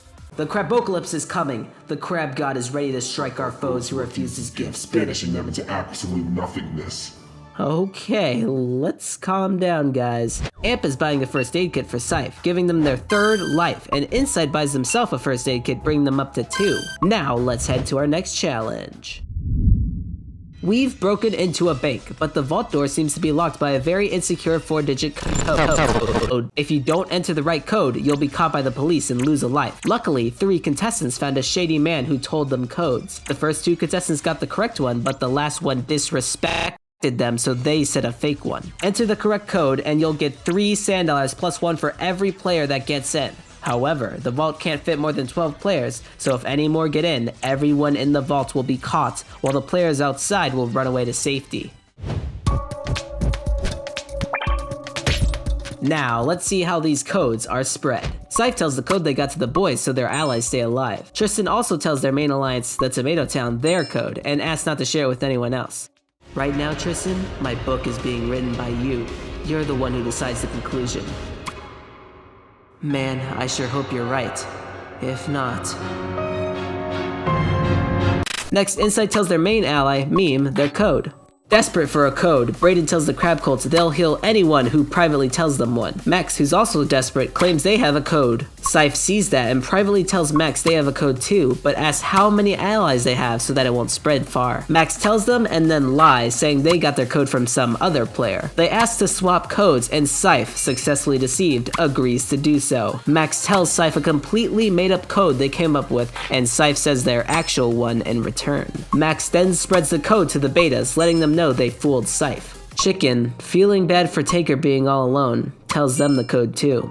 Brizzle then spreads the code over to their Weebs Alliance to make sure all of their allies are safe. Noel, not wanting to lose their last life from not entering the right code, asks Max for one. Max lies and says they've heard nothing. Noel questions why they said they did in the cult then. Max just claims they were trying to bait people, but Noel doesn't give up. In public, they claim to have a code and ask if someone wants to trade. Chicken takes them up on their offer. They tell them the code Max completely made up. When Chicken asks Noel for their code, they kick out Chicken and bail. So Chicken lets the public know Noel stole their code from them and is not to be trusted. Meanwhile, Inside not so subtly implies they have a code. Chicken decides to trade codes with them by giving their completely made up one. Inside says their code in return. Chicken then relays this to the betas. Now Max is suddenly concerned that that code might be the correct one instead of the one Scythe told them. They ask Brandon if they know any codes. Brandon lies, saying they know nothing. Oh! Time's up. Let's see who made it in the vault and if too many players got in. The players who entered the correct code are... Scythe, Tristan, Brandon, Angel, Brizzle, Pikachu, Brayden, Masrock, Chicken, Tanker, Amp, Max. That's it. They all successfully entered the vault and won 15 sand dollars. But how did this happen? You see, Turtle heard about the code being spread around all over and was scared too many players would access the vault. So, thinking they could escape while everyone else got trapped in the vault, they didn't enter any code. Squish never got any information, so they also didn't enter anything. Inside and Meme entered the fake code they received thinking it was real, and Noel entered the made up code Chicken told them. So all of them lose a life. Which means... Squish, Noel, and Meme are eliminated from Sand Season 2. Take them away, Brobot. Alright, let's get out of here. In the Weebs, Brizzle asks Brayden if they want to heal each other. They agree. Brizzle tells the betas this, but Angel points out that this brings Brayden up to 4 lives. Max says they better watch out because Brayden might become too powerful. Just so you know, an important date is coming up. You better prepare something for it or else. Anyways, let's go shopping. While I was out in the hills training, I learned how to do CPR. I'll use it on you to make sure that you won't be at risk anymore. Sorry, this technique takes a huge toll on me, but you should be okay now. You better believe that this turtle is not slowing down. Anyways, Brizzle buys a first aid kit for Brayden, bringing them to 4 lives. Brayden returns the favor and buys a first aid kit for Brizzle. Max also buys one and uses it on Angel, and Angel does the same for Max. Now, let's see who's left. Brayden overshadows everyone with their 4 lives and carries the Weebs. Meanwhile, the boys seem to be the alliance that's doing the best overall, as well as the Tomato Town despite their low numbers. Below are the betas near the bottom, but not as low as Inside and Tanker, who are very alone and close to death. The most important thing though, is that you all have plenty of sand dollars to spend on, well, you know. Maybe not for long though. The Crabocalypse Foundation is in desperate need of funding after its resurgence in members, so each of you will need to donate sand dollars to the foundation. As an incentive, the player who donates the most will be granted immunity by the crab gods in the next challenge. However, the 4 players who donate the lowest percentage of their wealth will be struck by the crab gods and lose a life. Everyone else will receive all the money that was donated redistributed equally. By the way, Max bought a charity pin for 1 sand dollar. I put all my money into the donation because I really need this immunity. Let's just hope nobody gets in my way and there won't be any problems. Now, let's see how generous you guys were. Pikachu, Angel, Brizzle, Brayden, Inside, Masrock, Chicken, and Taker all thought it'd be best to donate all their money just to be 100% safe. That just leaves the Tomato Town and Boys Alliance. 4 must be smitten by the crab gods. So the selfish players who donated the least are Tristan, only donating 25% of their wealth. Turtle only donating 59%, Amp only donating 74%, and finally, Brandon only donating 79%. They all are struck by the crab gods and lose a life. Meanwhile, the total sand dollars donated was 223 sand dollars, so everyone else gets 22 sand dollars each. Now you have no excuse to buy me something. And since Masterorc donated the most money, 29 sand dollars, the crab gods blessed them with immunity for the next challenge. Looking at how that affected standings, we can see that the boys in Tomato Town are crumbling. Yet Scythe still maintains their 3 lives despite their allies' low health. They better be cautious in the next challenge. Tristan won't let their alliance crumble though. They buy another first aid kit for Brandon. Oh, and while you guys are shopping, don't forget my special day coming up, you know? Might want to prepare something. Well anyways, to our next location. Welcome to Heaven and the Underworld. All of you are in Heaven right now, but you risk going to the Underworld. You don't want to go there because by the end of this challenge, the 2 players closest to Heaven will receive 10 sand dollars, and the 2 closest to the Underworld will lose a life. First, each of you will choose 3 players to push towards the center of these 2 places. At first, this may seem like a bad thing since you're all on the Heaven side, but after that happens, each player must choose someone to flip. This will flip that player to the Underworld if they're in Heaven, and vice versa. Don't worry though, if you're paranoid that someone will flip you to the Underworld, you can choose to flip yourself back. Don't accidentally flip yourself to the wrong side though. Alright, begin. First, Turtle tells the boys to just push Amp in them since they only have 1 life and can't afford to lose it. Scythe also tells them all to flip Brayden since they're at the top of the leaderboard right now. We'll see if that plan works. Meanwhile, Angel tells the betas they're going for the money and don't want to be pushed. Max, Brizzle, and Chicken do ask to be pushed though. Masthork tells the Weebs they don't want to be pushed either since their immunity keeps them from losing a life and they want to go for the money. Brizzle, Brayden, and Pikachu do ask to be pushed though. Masrock suggests causing chaos by flipping random players outside of the alliance. The Weebs agree and choose random players to flip around to the Underworld. In the original Crab Cult, Tristan asks if anyone would be willing to push them as they're on their last life. Old information to declare loudly, but Max agrees to if they push them back. Tristan lies, saying they will. However, they've already sworn their allegiance to Brandon. Tinker also asks to be pushed since they're also on their last life. Thankfully, Chicken shows sympathy to Tinker once again and is willing to do so. Now let's see who got pushed to safety.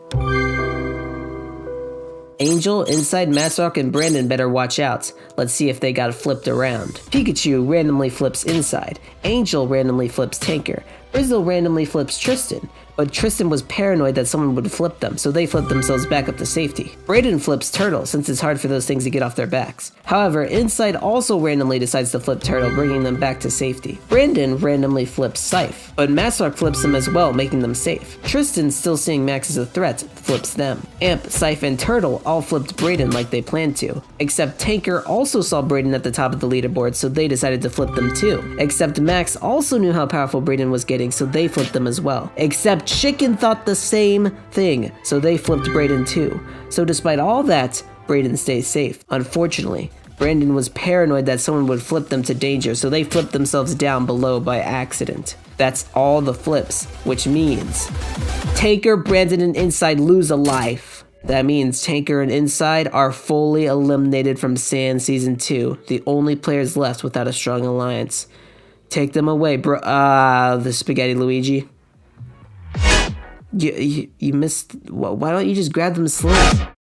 Anyways, Angel and Masrock win $10 sand for being the closest to heaven, just like they planned. Congratulations. With only alliances left in the game, let's go see their plans for the future. One day I'll have to betray one of my two teams, and it's going to suck. But for now, we're very much on top. Angel and I are still working tightly together. Speaking of which, Max tells the betas they need to go after Brayden since they're a threat, but Brizzle says to hold off as they have a strong alliance with them. Max tells me, I wonder how big a threat this alliance Brizzle mentioned is. I already know Brayden's in it and that's scary enough, but the options for who else in there is kind of limited. So, guess whose special birthday it is? Mine! Let's see what you guys got me. Wow, 7 sand dollars and nuts? Thanks, Brizzle. 5 sand dollars? Cool. 2 sand dollars. Oh, and a coupon too? Another 2 sand dollars. And a golden leg of the crab idol? 2 sand dollars? And some slotted glasses? 1 sand dollar. Okay. A coupon? Masrock's cat ears? A Minecraft door? Did you get these out of your junk drawer? A Sonic furry costume? Okay. Oh, you guys forgot, huh? I guess I'm just such a forgetful person, huh? You'll regret that, because I'm joining you guys. That's right, I'm gonna be a contestant, so you ungrateful players better watch your back. With the money you generous contestants gave me, I'm buying and using challenge blocks on Amp, Scythe, Turtle, and Tristan. That means they can't pay sand dollars to get an advantage in the challenge. And as thanks for getting me great presents, I'll let the other contestants give me requests for what to do in this next challenge. The terrors of the nights have made you all desperate to stab one another alone. For 5 nights, you'll stab a player. If successful, you'll get money and leave a wound on that player. But if multiple people stab that same player, all you stabbers will stab yourselves instead, giving yourselves a wound. You also have 2 shields you can put up one night, so anyone who stabs you will stab themselves instead, while you get money. Once you receive 3 wounds on your body, you fall unconscious and are out of the challenge. Anybody attempting to stab an unconscious player will stab themselves instead. The first 3 players to fall unconscious will lose a life from their wounds. By the way, Brizzle used a Luigi clone. Now they'll be able to use an extra shield. Also, if you pay 5 sand dollars, you can attack 2 players at once for a night. Also, if you pay 2 sand dollars, you can do absolutely nothing for a night. Let's begin. First, Scythe asks Max if they can help out their ally, Amp, who's on 1 life. So Max agrees to make sure Amp doesn't get stabbed. Or does he? Brizzle tells the betas they're thinking of stabbing Amp, except Max says nothing about it. Then Scythe tells Max they're thinking of stabbing Angel, but instead of telling Scythe not to, Max goes to inform the betas of this and suggests that Angel use a shield to block it. Max also makes an agreement with Masrock to not stab each other. Despite Max's promise, he instantly stabs Masrock. Max tells me, I just stabbed Masrock by accident because my brain was incapable of typing out Amazing Pikachu correctly. I'm an idiot. Next, Scythe stabs Angel, but they have a shield. Angel stabs Scythe back, but since Masrock requested that I stab Scythe also, I did as well. Brizzle stabs Amp. Pikachu stabs Brandon. Masrock stabs Turtle, but they used a shield. Turtle stabs Brizzle. Chicken stabs Tristan. Brayden stabs Max, but so does Tristan. Finally, Brandon pays 2 sand dollars to do nothing. Doing nothing is overpowered. Why risk accidentally stabbing yourself just for the potential to win someone? Amp stabs Brayden, but Max asked me to pay 5 sand dollars to stab Brayden, so I did. That leaves Amp, Tristan, Masrock, and me. All we need is 1 more and we'll lose a life. Better be careful. Brandon and Max both pay 2 sand dollars to do nothing, Max now realizing how great doing nothing is. Masrock stabs Turtle. Turtle stabs Brizzle, but they use a shield. Pikachu tries stabbing Brandon, but they also use their shield. Scythe stabs Angel, and Angel stabs Scythe back again. Except Masrock asked me to stab Scythe again, so I did. So both Angel and I lose a life, and I'm eliminated from Sand? Oh well, I guess being a contestant wasn't for me. Amp tries stabbing Brayden, but they had a shield, and Brizzle stabs Amp. Sorry, Amp, that means you lose a life and are eliminated. Chicken tries stabbing Tristan, but they used a shield. Tristan and Brayden try stabbing Max, but they use the shield, so Tristan loses their last life and is eliminated as well. Brandon, you have to do this for me. My friends are all dead. I'm all alone in this world now. You tried so hard to keep your allies alive, but you couldn't save yourself. Take them away, Spaghetti Luigi. Slowly, please. Brandon, Max, and Brayden all pay 2 $2 to do nothing this time. Pikachu stabs Brandon successfully. Brizzle tries stabbing Amp, not realizing they're dead. Scythe tries stabbing Angel, but they're also dead. Chicken tries stabbing Tristan, but they're dead. Masterrock tries to stab Turtle, but their shield blocks it, and Masterrock falls unconscious. Turtle tries stabbing Brizzle, but they use their shield, and Turtle falls unconscious. Before Night 4, Max tells the betas they figured out a secret trick, referring to doing nothing. But they don't tell them what it is for some reason. They also tell the betas that they're unconscious, which is not true. They just want people to believe they're unconscious so that they don't stab them. I'm a little worried about Max. I have a weird feeling he's doing a lot of things in secret. We may have to deal with him sooner than later. Brayden does nothing once again. Pikachu tries stabbing Chicken this time, but they use the shield. Max stabs Pikachu, making them go unconscious. Brayden stabs Max, giving them their first wound. Brizzle stabs Scythe, but they use the shield, so Brizzle goes unconscious. Scythe tries stabbing a dead Angel, so they go unconscious. Chicken stabs Brayden, making them go unconscious. Brandon does nothing for the last time. Max tries stabbing my corpse. Finally, Chicken tries stabbing Brandon, but they use the shield, so Chicken goes unconscious. So Brandon and Max are the last alive! Too bad you get nothing for surviving. Max finally reveals to the betas that they lied to them so that people would believe they were unconscious. Chicken calls out Max for being very suspicious. Max then brings up the fact that Brizzle is in a whole nother alliance without them. But Brizzle says that at least they've been telling them about it. They say this is the second time Max has made a confession to this alliance. Tension builds in the betas, and Brizzle privately tells Angel they're losing faith in Max's loyalty. As you can see, the Tomato Town has fallen, leaving only Brandon left.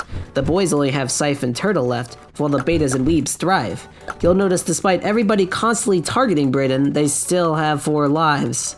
I can't be bothered to make my own videos anymore. I put all this effort into not murdering you and get nothing in return. That's why for this next challenge, you guys are gonna create the videos. That's right, you're all split into the dark and light teams and you'll need to plan out your own sand videos together. You'll all come up with the challenge, script, assets, edits, music, and more. I'll turn your ideas into actual videos and Evan Esther here will judge them. Wait, Evan Esther? Listen guys, I wanna see a lot of creativity, banger background music, and maybe a joke if it's funny. Well, the team that makes the worst video will lose a life, while the better team will win 15 sand dollars. Get working. In the betas, Brizzle realizes everybody but Max is on the light team. They suggest that Max throw the challenge for their team so that most of the betas win. So Max secretly asked me to add crazy things to their team's video. We'll see what that looks like later. On the light team, Brizzle does their research on previous sand videos. They then proceed to come up with almost all of the ideas for the video, as the rest of the team stays silent. Brayden researches Evan and notes his hatred of Stuart Little and his love of the Persona 5 soundtrack. They also offer Brizzle a life for doing so much work. And now let's see those videos. First, the light team's video. Peter Piper picked a peck of pickled peppers. A peck of pickled peppers. Little Luigi here, Sand Season 10.1, Episode 26. Let's jump into it as we take a look at our favorite Final Four historical figures. We've got Adolf and Alexander in the lead with 2 lives, followed by Attila and Caesar with 1 life each. Uh-oh, looks like we're getting close to the end. Our challenge today is Punchy Bandits. If you forgot, the goal of this challenge was to remove the enemy team from their train carts before they removed you from yours. Each turn, players could move up or down 1 space, or they could choose to punch across the train carts with their special extending punch gloves. If 2 players moved into the same space, they would both be pushed back to where they started. If you were punched, you were out, even if you hit an enemy on the same round. The winners got 10 sand dollars each and the losers lost a life. Now let's see how the players did. In the first round, Alexander and Attila practiced poor communication and move into the same spot, causing both players to go back where they started. Which is perfect for Adolf, who immediately extends his punchy glove into Attila, knocking him off the train. Attila is out, but his team is not down. Caesar moves down a space. For this this next round, Adolf moves down 1 space and Alexander moves up 1 space. Caesar extends his punchy glove into the open space across from him. Sad. Adolf and Alexander examine each other with their fake fists and knock each other out of the competition. Caesar also extends his punchy glove to feel useful, and thanks to him, his team won. Both Caesar and Adolf gain 10 sand dollars each. Unfortunately, that means the other team loses a life, which means Attila lost his last life and is now out of the competition in 4th place. Good job doing so well, Attila. You get 5 little Luigi points. Moving on to confessionals. Adolf shared,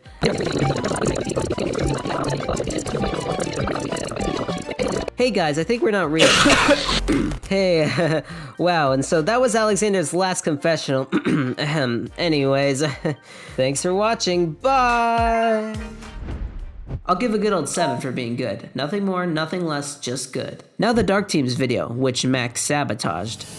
Warning, includes photosensitive and ear-damaging content. Little Luigi here, welcome to episode 14 of Sand Season 2048. Our 4 remaining contestants are Sharkboy69, Turtle of the Real Variety, Matchbook 20, and Lil Nas X. Our special contestant has returned from the last challenge. In mini round 1, Sharkboy69 used jump to reach rung 2. Matchbook 20 climbed to rung 1. Lil Nas X climbed to rung 1. In mini round 2, Sharkboy69 climbed to rung 4 and used sabotage on rung 3. Matchbook 20 climbed to rung 2. Turtle of the Real Variety climbed to rung 1. Turtle of the Real Variety was lowest on the ladder, so they lost 1 life. Everyone else had nothing happen to them. Honestly, it may actually be the worst video I've ever watched. Sorry, Dark Team, but your lack of planning along with Max's sabotage has cost you all a life. That means Brandon and Turtle are eliminated from Sand Season 2. The Tomato Town is gone forever. The rest of you gained 15 sand dollars, however. Scythe says, "This is a sad day. I was sabotaged by, I assume, Pikachu, given that Max is allied with me and everyone else was on 1 life. Now Turtle, my ally, is dead, and Max is gonna be low. Brayden is gonna pay for this. I'm gonna continue working with Max Fecto, but the next few rounds will be just struggling to survive." Max tells me, "I feel really bad for throwing that challenge since I ruined a challenge I was otherwise really excited for, but it was a necessary sacrifice if I wanted to survive longer. I apologize to Turtle, Brandon, and Scythe for betraying them and causing 2 of their deaths. My next plan is to kill anyone in Brayden's alliance before I'm screwed." All 4 of the other weebs were on Team Cyan while I was on Team Red, so I planned to sabotage my team. Instead of actively sabotaging like I intended to, I ended up doing nothing. I don't know who submitted those edits, but that was far worse than anything I could have done. Brayden is pretty scary right now. I'm hoping he loses some health on his own soon, since I don't really want to go against either of my alliances yet. Hopefully I can pit them against each other without revealing my involvement. Eventually though, I might have to openly pick a side. But my ultimate goal is to make it to the final 4th Angel, and together, we'll take down whoever remains. Angel tells me, "I want to try and pit the weebs and betas against each other and coast along while they slowly whittle away." Mesrock9 tells me, "To be honest, I have no idea how I got this far, let alone with all 3 lives. Now let's go see the shop." Brayden buys a first aid kit for Brizzle to reward them for carrying their team. Masrock buys a first aid kit for Angel so they no longer risk dying. Angel buys a first aid kit for Max to keep them above 1 life. Finally, Brizzle buys and uses a Luigi clone for this next intense challenge. This challenge, you'll be wandering in the woods for 3 nights hiding from a monster, and that monster is one of you. Their goal is to turn everyone else into a monster. Each night, you must pick another player to trust you who you've never trusted before. If that player picks you back, you'll be safe for the night as long as none of you are monsters. Otherwise, you'll become a monster and won't even know it. Also, on night 2, the monster gets to choose someone to convert. They'll become a monster at the start of the night without anyone knowing. Once all 3 nights have passed, the monster will steal money from all the players they've converted. Meanwhile, the 2 players who trusted the least normal players will lose a life. So even if you become a monster, you'll want to keep trusting normal people. If not everyone is a monster by the end though, the original monster loses a life. Also, for 4 sand dollars, you can prevent a player from trusting another in case you want to cause some trickery. And since Brizzle used their Luigi clone, they can guess who the monster is at any point, and if they're correct, they will be converted into a monster that night, no matter what. Now let's see who the monster is. It's Scythe. Let's see their plan. Despite supposedly allying with Max, they decide to keep their monster status a secret. They silently choose someone to trust, except they don't realize they need that person to trust them back. Uh-oh. Meanwhile, nobody in the Weebs claims to be the monster, and it's the same for the betas. This leaves Angel and Brizzle to believe that Scythe is the real monster, and they use this to their advantage. In the Weebs, Masrock volunteers to be the one to trust someone outside of their alliance. They ask Max if they can trust them, but Max claims they're trusting someone else already. Masrock informs the Weebs of Max's refusal and suspects they are really trusting Chicken. To prevent this, they pay 4 sand allies to prevent them from trusting each other. Sacrificing themselves, they decide to trust nobody. Brizzle and Angel see this, yet they decide not to tell Max. We'll see how that plays out later. First, Scythe tries trusting Masrock, but he doesn't reciprocate. In fact, Masrock doesn't trust anyone and becomes a monster. Next, Max trusts Chicken and Chicken trusts him back, but Masrock breaks their trust with the $4 they spent. Then Pikachu and Brayden trust each other, and Angel and Brizzle trust each other too. That leaves us with 4 monsters already, and Scythe didn't even have to do anything. For night 2, Masrock once again requests Max's trust, and Max agrees this time. However, in the betas, they say they're lying and are actually trusting Brizzle. Brizzle and Angel, however, agree to betray the betas for this round and trust the Weebs instead. They end up controlling who becomes a monster. First, Scythe decides to convert Brayden into a monster since they've been riding the top of the leaderboard for so long. They also trust Pikachu, who doesn't trust them back. Then, Brizzle and Brayden trust each other, turning Brizzle into a monster. However, Brizzle guessed that Scythe was the original monster and their Luigi clone saves them. Next, Masrock tries trusting Max, but Max betrays them. Instead, Max trusts Brizzle, but they were betrayed as well. Chicken trusts Angel, but Angel doesn't trust them back either. Instead, they trust Pikachu, and Pikachu trusts them back. For night 3, Angel and Brizzle try to balance things out by trusting the betas this time. First, Scythe trusts Angel, but of course gets no response. Then Brayden tries trusting Angel, but they left him hanging. Masrock tried trusting Brizzle, but he also left them. Angel and Max trust each other, but this converts Angel into a monster. Brizzle and Chicken then trust each other, and this converts Brizzle into a monster. That leaves only Pikachu left. And they did nothing. They did nothing. Congratulations, Scythe! Despite not trusting any players, you converted everyone into a monster. Have some money! But you also didn't trust any normal players, and neither did you, Masrock. So, you both lose a life. Oh, nobody's eliminated. Now let's see if anybody noticed those betrayals.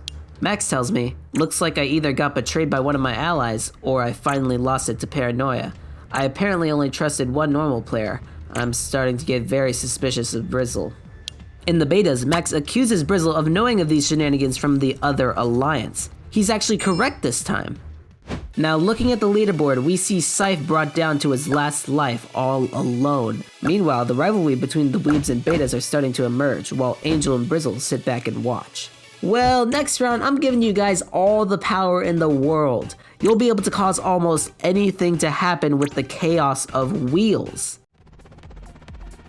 With these wheels, you contestants can make anything happen. Anything. But don't think you can try to escape with these. There can only be one survivor, so don't be afraid to use these wheels for evil. In fact, let me remind you of everyone's life count. Don't Scythe and Pikachu look vulnerable down there with only 1 life? Oh, it looks like Masrock just bought Pikachu a life to keep them safe. Well, alright contestants, it's time to get to work. You can make as many wheels as you want, but to keep you in check, you'll have to spin 1 random wheel you made. After that, I'll show you 3 random wheels that could be made by anyone, and you'll choose the 2 of those 3 wheels you want to spin. Don't worry though, if you pay me 4 sand dollars, I'll let you respin a wheel you don't like. And since Brizzle bought a Luigi clone, they'll get 6 whole wheels to choose from. Now, let's see how you all get screwed over by these wheels. Let's start with Scythe, who spun their own wheel first, which has some very generous slices. No! I mean, congratulations! Scythe told me privately. I was a little nervous for this challenge, but I'm so glad I ended up getting an extra life. Now I feel a little more secure in this game. Next wheel is by Brizzle and has some wacky slices. If you want those 10 sand allies, you're gonna have to stick to emojis for communication. Good luck with that. Max's turn. You really only have yourself to blame for that. Next wheel. They doubled their money. That's just great. Next wheel. Oh, shoot. Phew. Now you're forced to embarrass yourself for money. Max confessed, I got permanent Among Us Uwu sneakers, which is epic and all, but I was really hoping to get an excuse to destroy an omelet. Chicken's turn. Looks like you get to spin 2 more random wheels. Ouch. Having to choose between losing a life or losing money must hurt. Oh, you're using a respin. Of course. Now you have to make a video of you smashing an omelet.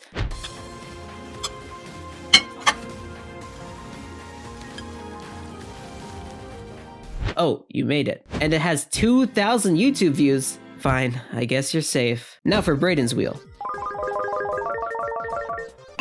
Despite the odds, Chicken gets a very powerful weapon. Finally, we can get some life-losing action. Chicken told me, I want to try and stab Brayden to finally bring them down from 4 lives. Next wheel. Chicken makes the obvious choice and staples bread straight onto Max's forehead. Next, the Wheel of Love. Last time this happened to you, you faced spousal abuse from Masrock, so obviously— oh, you want to marry Masrock again? Hold on though, it sounds like Chicken wants revenge. Chicken told me, this time I want to get revenge on Masrock and purposely lose a life so that they also lose one with me. A devious plan.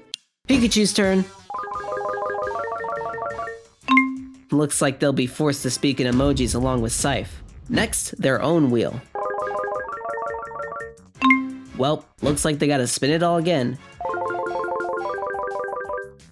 Excluded from the next challenge. Sucks for you, this next one is gonna be awesome. Aw, Pikachu decides to no longer join Scythe in speaking in emojis by nullifying that spin. Okay, more respins I guess. Pikachu decides to spin Chicken's wheel again. The spins never end. Let's go to Chicken's Wheel of Love.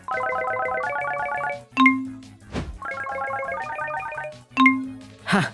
2 random players won't be able to talk to you from now on. Those players being Frizzle and Brayden, 2 of your allies. And the weebs, Brandon and Brayden, suddenly find themselves unable to talk to Pikachu and freak out. They don't understand, but they try to find a way around it by relaying their information through other weebs' allies. Angel's turn. Become Brayden's avatar. Okay then, let's start the transformation. You are now Brayden. Don't worry, it's only cosmetic and definitely won't be confusing, ever. Next wheel. Angel decides to expose Brayden's confessional to the public, and it says, my plan is to maybe pay attention. Juicy stuff. Next, LL's golden wheel. Well, if you want that stupid life, you better get writing a flawless essay about me. Like they'll actually do that. Brizzle's turn. Become Brizzlebrip's avatar. Uh-oh, this might get crazy. Hold on tight. Brayden's turn. A bit odd. Brayden confesses, well, I wasn't planning on getting the spin outcome from my own wheel, but Brayden is really, really cute. Kind of hot. Next wheel. Brayden chooses to expose Max's confessional to the public. Let's see what it is. I have to sully my confessional with the classic sand punishment. Complete and utter humiliation. Max tells me privately, I did not know my private thoughts would randomly become public at the same time as I got the uwu punishment, so now my humiliation is doubled. Next wheel. As punishment for humiliating Max, they're given the same curse. Masrock's turn. Yes! I mean, ouch. I bet Masrock wasn't expecting to lose all of their 31 sand dollars. Next wheel. Masrock decides to spy on Max and Chicken to see what they got, but only sees how broke they are. However, Masrock notices a knife in Chicken's hand. They quickly warn the other contestants about Chicken's deadly weapon. Next wheel. Alright, let's spin that Wheel of Love twice.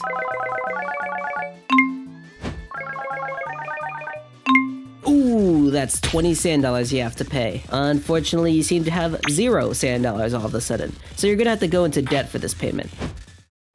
Wait, that's it? I can't believe this. You contestants are just way too nice. It's not good enough. We need something dramatic to really shake things up. I give you all this power, and you just throw it away for some stupid red stapling nonsense. That's it. I've had enough. Robot, get the time bombs.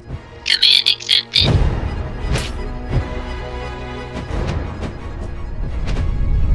Hey, what's going on? Stay within Wheel Factory. No dangerous occurrences will occur within. LL is actively maintaining your safety within. All exits have been locked to prevent injury. Remain inactive and perform no task.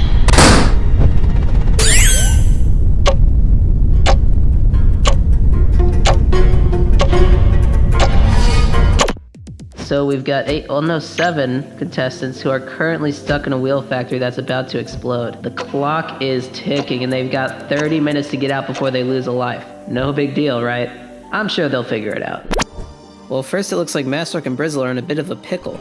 They're going through the drawers trying to find something to help them escape, but it looks like Brizzle has some quick reflexes as they snag an extendable ladder from the drawer using their Luigi clone. I'm guessing they're planning to use it to climb out that window. Masterk, on the other hand, is a little slower to the draw and doesn't manage to get the ladder. Oh, they do get an explosive though. Looks like they plan to rig that door with it and try to catch one of the other contestants off guard. An interesting strategy. Alright, let's see what Angel's doing. They grab an explosive from the shelf and try to rig it to the door. Then they grab a wheel off the ground and try to break a window with it. They want to try to escape through it, but they need someone to get up there. While over in the corner, we've got Chicken trying to lift the heavy garage door with a tiny little stick. Of course, it breaks in two, and Chicken gives up in frustration. Hey, don't give up yet, Chicken. There's still a chance you can make it out alive. Or at least find a sturdier stick. Anyways, looks like Brayden is also trying to grab the stick. Obviously, Chicken got it first. They decide to check one of the drawers instead, but it looks like all the other contestants got there first. Bummer. Oh, Angel found something to climb up on. They're climbing up the shelf to break the window with their wheel. Uh-oh. Brayden, in a fit of frustration, pushes the shelf over and sends Angel tumbling back onto the ground. Ouch. I'm sure Angel isn't happy about that. Now Max is digging through a drawer, and they find an explosive. Feeling a little mischievous, they rig one of the vents up to explode and plan to escape through the other one. They unscrew the vent with a screwdriver and climb inside. Meanwhile, Masterk finds a screwdriver in another drawer. Using their screwdriver, they manage to unscrew a vent and climb inside just like Max Fecto. Over here, we've got Scythe looking a little panicked, not sure what to do. They grab a metal pipe and throw it at one of the windows, try to smash it open. Outside the window, they spot a hammer and grab it. They're not sure what to do next, but when they see the flimsy door, they decide to try and break the lock. Hey, it's worth a shot. Alright, it looks like everyone's starting to get a little panicky as the timer ticks down. You guys gotta calm down. All the contestants are trying to find a way out, and it looks like Brizzle has a use for their ladder. They set it up by the window for the betas to use. But Brizzle's not just relying on the ladder. They check out all the other drawers and find a book. They throw it at one of the windows so they can shatter the glass. And it looks like Angel is following Brizzle's lead, climbing up the ladder and sitting on the edge of the broken window. Brizzle then moves their ladder outside so they can both climb down safely. Smart move. While everyone else tries escaping, Chicken has a moment of calculated selfishness. They decide to stay inside the factory so Masterk will also lose a life from their marriage contract. Interesting.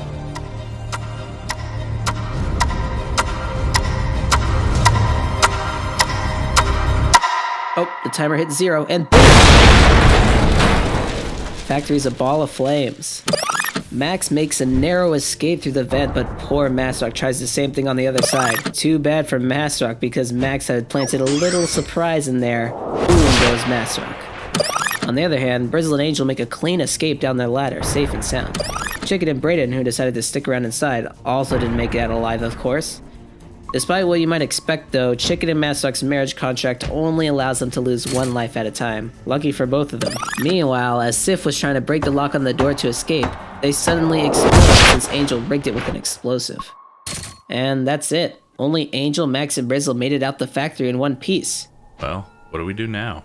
Now the contestants don't know how to get home or where LL and his helicopter are. Obviously, they're itching for revenge, but they don't have a clue where to find the guy. They wander aimlessly until they spot, a random trail coming from the exploded factory. They figure the helicopter must have left that trail, so they decide to follow it in hopes of finding LL. Oh, Is that a convenience store? Lucky for them, they decide to head over. Inside, they started looking around and Brizzle noticed voice recorders on sale. Hey, Angel, look. They have a voice recorder. Someone could use that to replay a conversation. Make sure nobody slips one in your pocket. They both decide to grab energy drinks to stay alert to make sure no one slips a recorder into their pocket.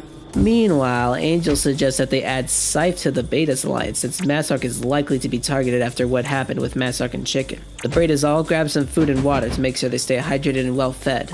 Well, looks like Chicken is still determined to bring Brizzle to victory or die trying. And it looks like they're making their next move to take down Brayden from the top of the leaderboard. While nobody's paying attention and Brayden's not looking, Chicken stabs him. Brayden's finally knocked down from the top, and Chicken probably thinks Brayden has no idea it was them, but little do they know, Brayden's been tipped off about Chicken's knife from Masrock. What a little informant. Anyways, as the contestants leave the store, they come across a picnic table in the middle of a clearing. At first, they think it's just a random occurrence, but as they get closer, they see a deck of cards and a note from LL lying on the table. Scythe, always curious, inspects the deck and starts to read the note, but as soon as they touch it, every contestant is compelled to sit down and play cards. They can't resist. No matter how much they try, they all sit down on the bench and can't seem to get up. What's going on here? Brayden decides to read the note, and it says, "You are split into 2 groups, each playing their own card game.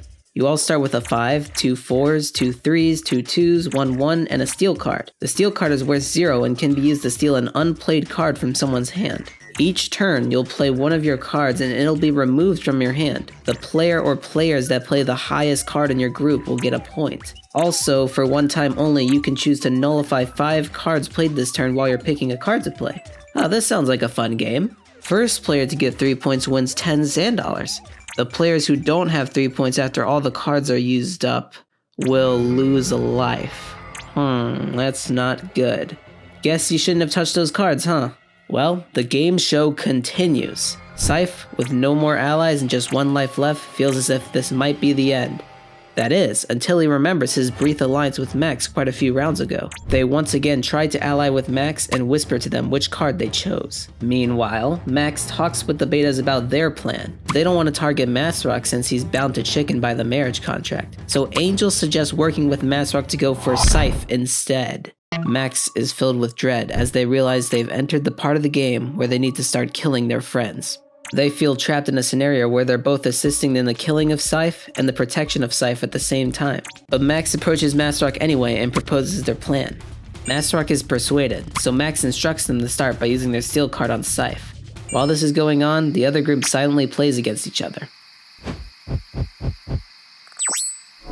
Chicken gets the point, and for the other group, Max gets the point. They take advantage of the steal cards immediately and work together to take down Scythe. Scythe panics. They wonder if they're being targeted and turn to Max, telling him to not play a 5 since he only has 4s to play now. Max lets Scythe know they heard that Masrock is playing a 5 next. Although what he just said was true, Max then lies, saying he'll be stealing from Angel this turn. But Scythe decides to change his mind, realizing he can't beat people's 5s and tells Max. Instead, he wastes one of his low cards, letting Masrock get the point. And in the other group, Pikachu nullifies all 5 cards. Pikachu gets the point with their clever nullification. Scythe notices Max didn't do any stealing, but believes he just changed his mind. They still believe in Max and desperately ask them to let them win this round, but Max says there's nothing they can do. Instead, Max lets Angel and Masrock know of the perfect strategy to eliminate Scythe. If they always play the highest cards Scythe has, they'll eventually run out of cards and have nothing good left to play. Truly, there's nothing Max can do. On the other hand, Chicken whispers to Brizzle that they should both use their nullify abilities while playing their 4 cards so that they can get points over everyone playing 5s. Brizzle likes that idea, so they use their nullify. Now Pikachu's the only one without a point. Meanwhile, Max's plan is put into play. They all tie, nobody receives a point. Everybody continues their plans, with Chicken now using their nullify. Although no 5s are played, Brizzle and Chicken still get the point while the others are busy stealing. Chicken's the first of 3 and gets their prize money safe and sound. In the other group, they continue playing Scythe's highest card. Scythe goes for the steal instead though and takes Angel's trump card, 5. But this does mean everyone but Scythe gets a point. Max is a bit caught off guard by Scythe's move, but they tell Angel and Masrock they'll just use their Nullify so the 5 Scythe stole doesn't work. They tell Masrock to play their 4 so they can get the prize, as thanks for helping them out. Masrock gets their 3rd point as well as their prize. They're safe. Pikachu takes the point. Scythe, realizing their inevitable defeat is coming, begs for Max to save him somehow. Max is silent. He thinks to himself, "Sorry, Scythe. I would have definitely aimed for someone else if the other options weren't all my rock-solid allies." He tells Angel to waste their low cards now, so they can win against Scythe in the final rounds. Max uses Masrock's 4 to get their last point and is safe. Meanwhile, Pikachu and Brizzle waste their low cards, realizing that Brayden will beat them. Except now everyone's on an even playing field, just with a different amount of cards. Meanwhile, Scythe finally realizes Max has abandoned him and that there's no hope left for him. As a last resort, they beg Angel for mercy, but Angel doesn't respond. Scythe gets the point, but now he's running out of cards. Everybody ties, nobody gets a point. Angel gets the point, Scythe runs out of cards. Another tie, and Pikachu is out of cards. Angel finally plays the 5 they've held onto and gets their last point, leaving Scythe as the only one without 3 points. Brizzle runs out of cards. Brayden gets their last point by themselves and narrowly survives. That leaves Brizzle, Pikachu, and Scythe all without 3 points, meaning they all have to lose a life. That should be it for Scythe, but how exactly is he gonna get eliminated? I mean, LL's gone. Huh? Looks like the life is somehow draining out of Scythe's body. Oh yeah, he's definitely dead. Looks like everyone's really distraught by this. I mean, come on, didn't you guys see your other friends get eliminated too? I mean, Chicken was with them in space and... sorry, I'm just a narrator. Determined to find LL, but also scared for their lives, the contestants head back to the convenience store to stock up. Brizzle, still paranoid about the voice recorders, grabs another energy drink. They also grab water with Chicken to stay hydrated. Almost too hydrated with the amount of drinks Brizzle has had. Anyways, Chicken whispers to Brizzle about his plan to help him win. Despite their situation, Chicken says they're willing to betray the betas if they have to. Their marriage contract with Masrock has finally been released, so now they're free. Over here, Angel's writing some sort of essay. Oh, they finished their 1,000-word essay on LL. I guess that means they get their life back from that will challenge. That even matters anymore. Alright, set on avenging Scythe, the contestants go back out to follow the trail of random items. Although it doesn't seem so random now. They notice the gun from the Wild West challenge and the clock from the classroom one. Isn't that odd? Masrock hears a weird noise, but keeps it to himself. As the contestants travel along, the liquid inside Brizzle's body starts to get to him. He proudly exclaims his need for a restroom. Luckily, there's one right there. Everyone decides to head inside for a quick break. Bit weird, but okay. As Pikachu, the last one inside, closes the door locks. Pikachu tries opening it, but it's no use. They notice a makeup kit on the floor and... wait, don't touch that! Not learning from their mistakes, the contestants are forced into another challenge. The only way out of this room is giving each other a makeover. That's right. You need to give each other creative, funny, and glamorous makeovers by altering each other's face. After that, you will vote for your favorite makeovers. Whoever created the best one will win $10 sand dollars, and the 2 players who made the worst ones will lose a life. Lose a life? If what we saw last time could happen again, that means the consequences for Chicken, Pikachu, and Masrock will be dire. The makeovers you give could mean the difference between life and death. With that, the contestants secretly choose who to give a makeover. They become solely focused on their creations. Some aim to please people with laughs, some creativity, and some with just pure style. Once they finish, the contestants carefully deliberate on which ones were their favorite and which ones should receive punishment. Let's see what they've made. Starting with everyone's favorite makeover, this artist transformed Brizzle into a beautiful, magnificent creature. With a combination of creativity, style, and humor, it's no wonder Brizzle's makeover was done by... Max Fecto, who receives his $10 sand prize. Next up is a new take on Change on Brayden, with a darker aesthetic and interesting accessories. This humorous and creative makeover was done by Brayden himself. They're safe. Over here, we see Masrock gaining his independence and greatly benefiting from it. This sweet new look was done by none other than Angel. They escape punishment. That leaves us with 4 makeup artists left: Brizzle, Chicken, Masrock, and Pikachu, which means at least one person won't be able to leave this bathroom. Well, the next favorite makeover is of Angel, who has become a lot less angelic, wearing the face of Max Fecto. This frightful makeover was done by Brizzle. They are safe. That's right. That means 2 of you are definitely not leaving this room alive: Chicken, Masrock, or Pikachu. Next in line is Max Fecto's new face, which has been transformed into an absurd animated form. Our final safe makeup artist is Chicken. I'm afraid Pikachu's makeover for Chicken, turning him half evil, and Masrock's makeover for Pikachu, giving him big chungus ears, were deemed too poor quality. You both lose a life. So, it'll probably happen again, right? Yep, they're gone. While everyone is paralyzed, suddenly the door. The players slowly exit the horrendous scene. As their sorrow leaves them, fear takes its place. How was that bathroom blocked? How could Scythe, Masrock, and Pikachu be killed? Should they have not let their guard down?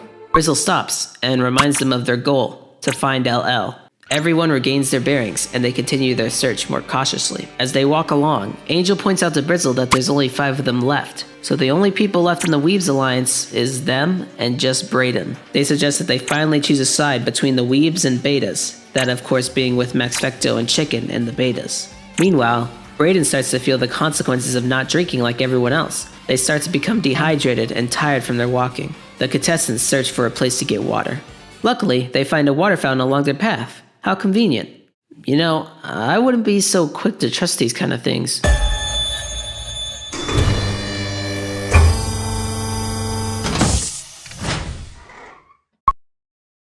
A crusher and money bag is above your heads. Hit that button in front of you and you'll move both devices to the contestant to your Right. or to the other end. Once that timer counts to 0, the crusher will crush the player below them, forcing them to lose a life. Meanwhile, the $10 sand in the money bag will be released to the player below it. Have fun. That's a tough one. Looks like Chicken is wondering if he'll share the same fate as his friends. He's the only one vulnerable here. Well, straight away, he talks to the Betas Alliance and proposes that they target Brayden, as they have the clear numbers advantage.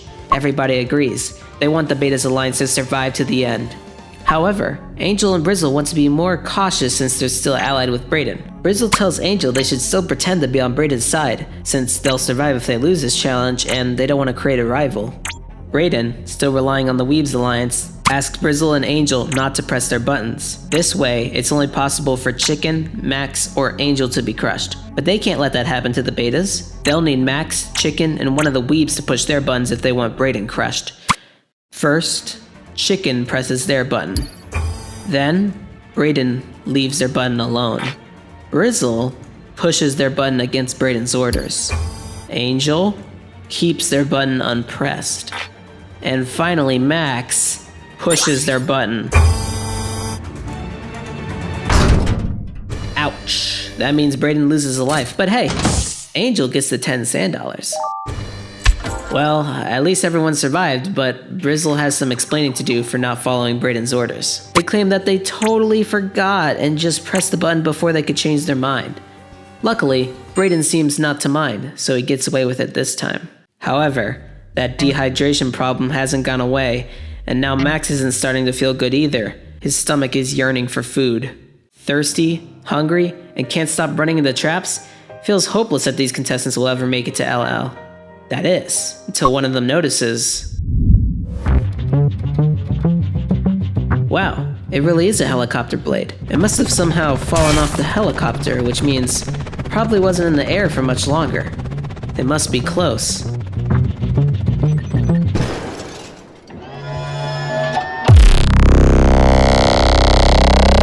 Hello, it's me, not Robot.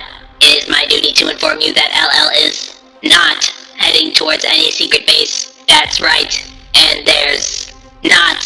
other people inside this building. However, the game show must go on. I must let you know it's auction time. Please come inside. Of course, the contestants refuse. They don't know what kind of horribleness could be inside that building. Please come inside. Reluctantly, they enter the building and see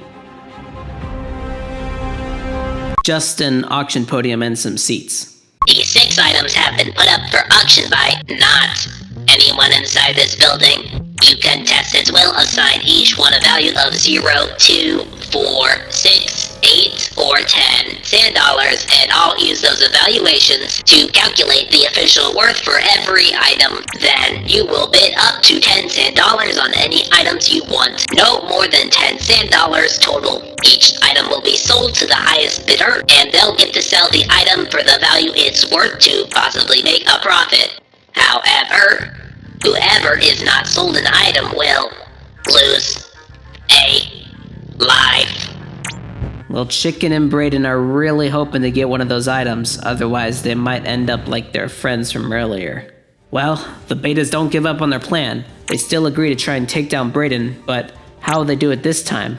Max proposes they all intentionally value the Brandon and 12 bamboo items the lowest and bid high on the other 4 items.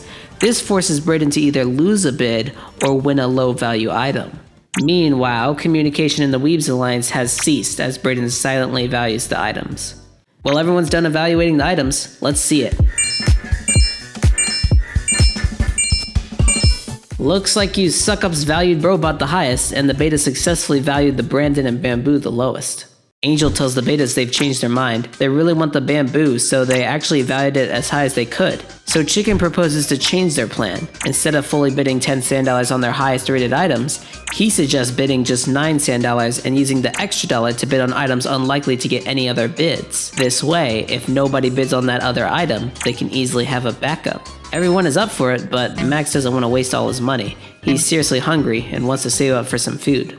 Meanwhile, Brayden has their own strategy. They split their bid into equal $5 bids on the 2 items they think are valued the highest. This way, they have double the chances of getting an item. Bidding over, now we give items. First, Brandon item. Angel and Brizzle both bid 1 sand dollar on it, but that means... Brizzle wins tie, less lives. Okay. Brizzle makes a $1 profit. Now 12 bamboo item. Angel's the only one this time. They bid 9 sand dollars and make a profit. Well, actually a loss of 6 sand dollars. Now thumbs up item. Brayden bids 5 sand dollars, but Max comes in and bids 1 more sand dollar. He gets it, but unfortunately loses 2 sand dollars off of it. Next, cat pictures item. Chicken bids just $1, and that's it. He makes a $5 profit. Nice. That just leaves Brayden without an item.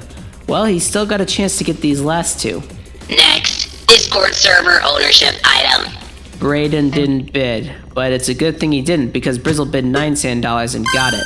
Unfortunately, that's a loss of 3 sand dollars. Last item, the Brobot item, best one. Brayden bids their last 5 sand dollars. Anyone else? Chicken bids 9 sand dollars. He takes the item for a 1 sand dollar loss, but it's worth it for them because... Change on Brayden did not win any items in the auction. Prepare to be destroyed in 3, 2, 1. Change on Brayden has been transported back to their safe home where they are living alive. Well, there goes Brayden. Despite him seeming to be on top of the world just a few rounds ago with 4 lives, they quickly perish. But now's not the time for this. With no more supervision by Brobot, the contestants can investigate who these other people Brobot was talking about are. Quick, through that suspicious door. Huh? Isn't that all the dead contestants? Well, no, Scythe, Master Rock, Pikachu, and Brayden aren't here. Don't they look a bit off too? I wonder... You are not supposed to be in here. You will leave. Do not investigate this area.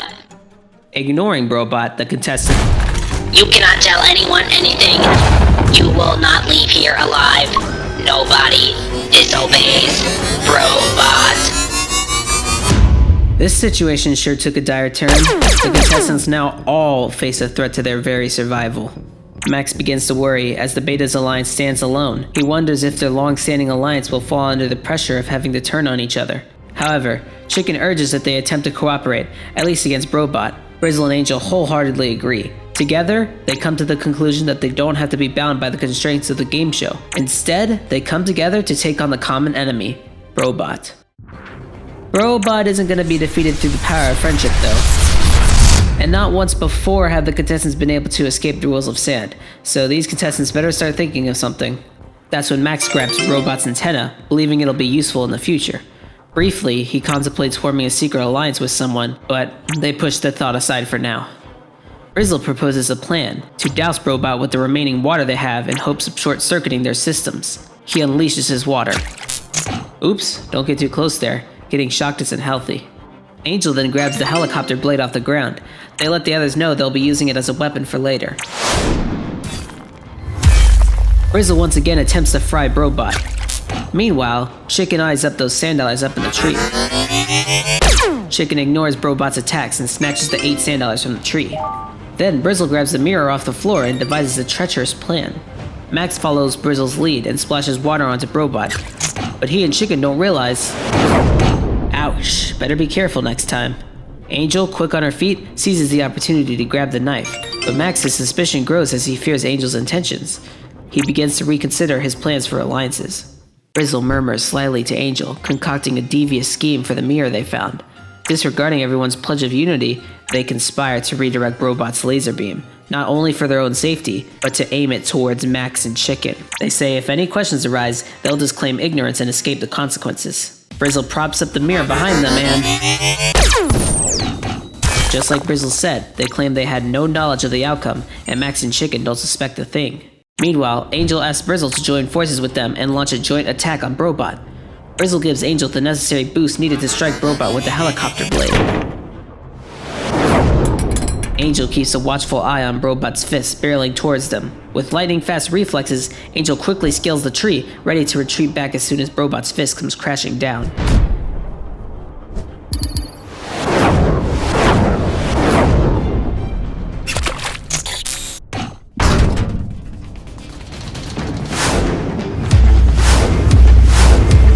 Dang, Brobot is not holding back.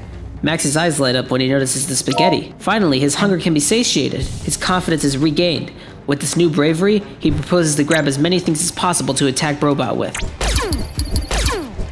With Max regaining his confidence, he tells everyone else he's going for the boulder to attack Brobot with. Brizzle and Angel decide to do the same with those eggs. However, Chicken stays back. He doesn't want to risk his death.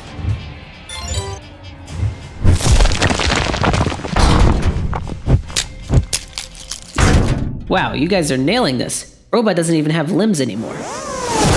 Whoa, that's bright. Max tries heading for the boulder, but he finds himself unable to move as swiftly. Although slowly, Brizzle still heads for the eggs, and Max eventually grabs the boulder. Brizzle tries chucking the egg at Brobot, but Brobot's too high up. Looks like they're gonna have to wait until they come back down.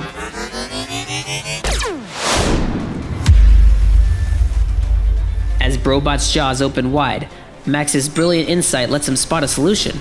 He starts pitching the metal parts he's carrying into Brobot's gaping mouth. He calls on everyone else to follow his lead.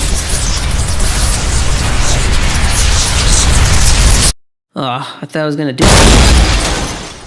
Wow, they did it. The contestants rejoice as they have defeated Brobot. And nobody had to die this time. Maybe there's hope after all. But Max can't shake the feeling that their luck won't last forever.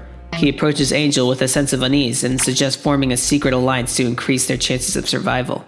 Too bad for him though, Angel's taken, and they immediately pass off this information to Brizzle. Brizzle advises that Angel uses Max as a potential pawn, pretending to ally with them for information. Angel indeed does so and leads Max on.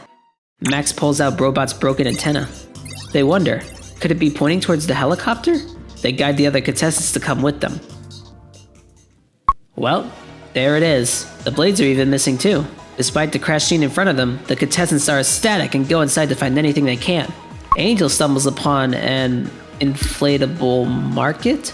They bring it outside, but as for the rest of the group, their search for any clues to LL's whereabouts comes up empty. Angel summons everyone to the market, and their excitement soars as they discover a feast of pizzas, drinks, and cozy blankets. Max doesn't hesitate to indulge himself, but even he can't resist sharing the pizza with the rest of his team. Rehydrated and rejuvenated, they eagerly take a well-deserved break to recharge their energy. Wouldn't you say it's suspicious how smoothly things are progressing? The contestants jolt awake, their eyes widen in shock as they realize they're all trapped in separate stands, with a strange blue version of LL looming ominously before them. Desperately, they try to escape their stalls, but find themselves imprisoned, with no way out. Welcome to the marketing challenge. Are you ready, players? It's time to get creative and put your entrepreneurial skills to the test. I want you to come up with the most amazing item and sell it to me for just 10 sand dollars. And let's make it exciting. You better put your all into marketing and advertising. I'm looking for the best of the best. And for the one whose shop fails to impress me, well, let's just say it's going to be a rough day for them. They'll lose a life. Are you ready to bring your A game and show me what you've got? Let the competition begin. Despite the impossibility of everyone surviving, the betas don't let the odds stand in their way. They refuse to interfere with each other or even exchange ideas for items.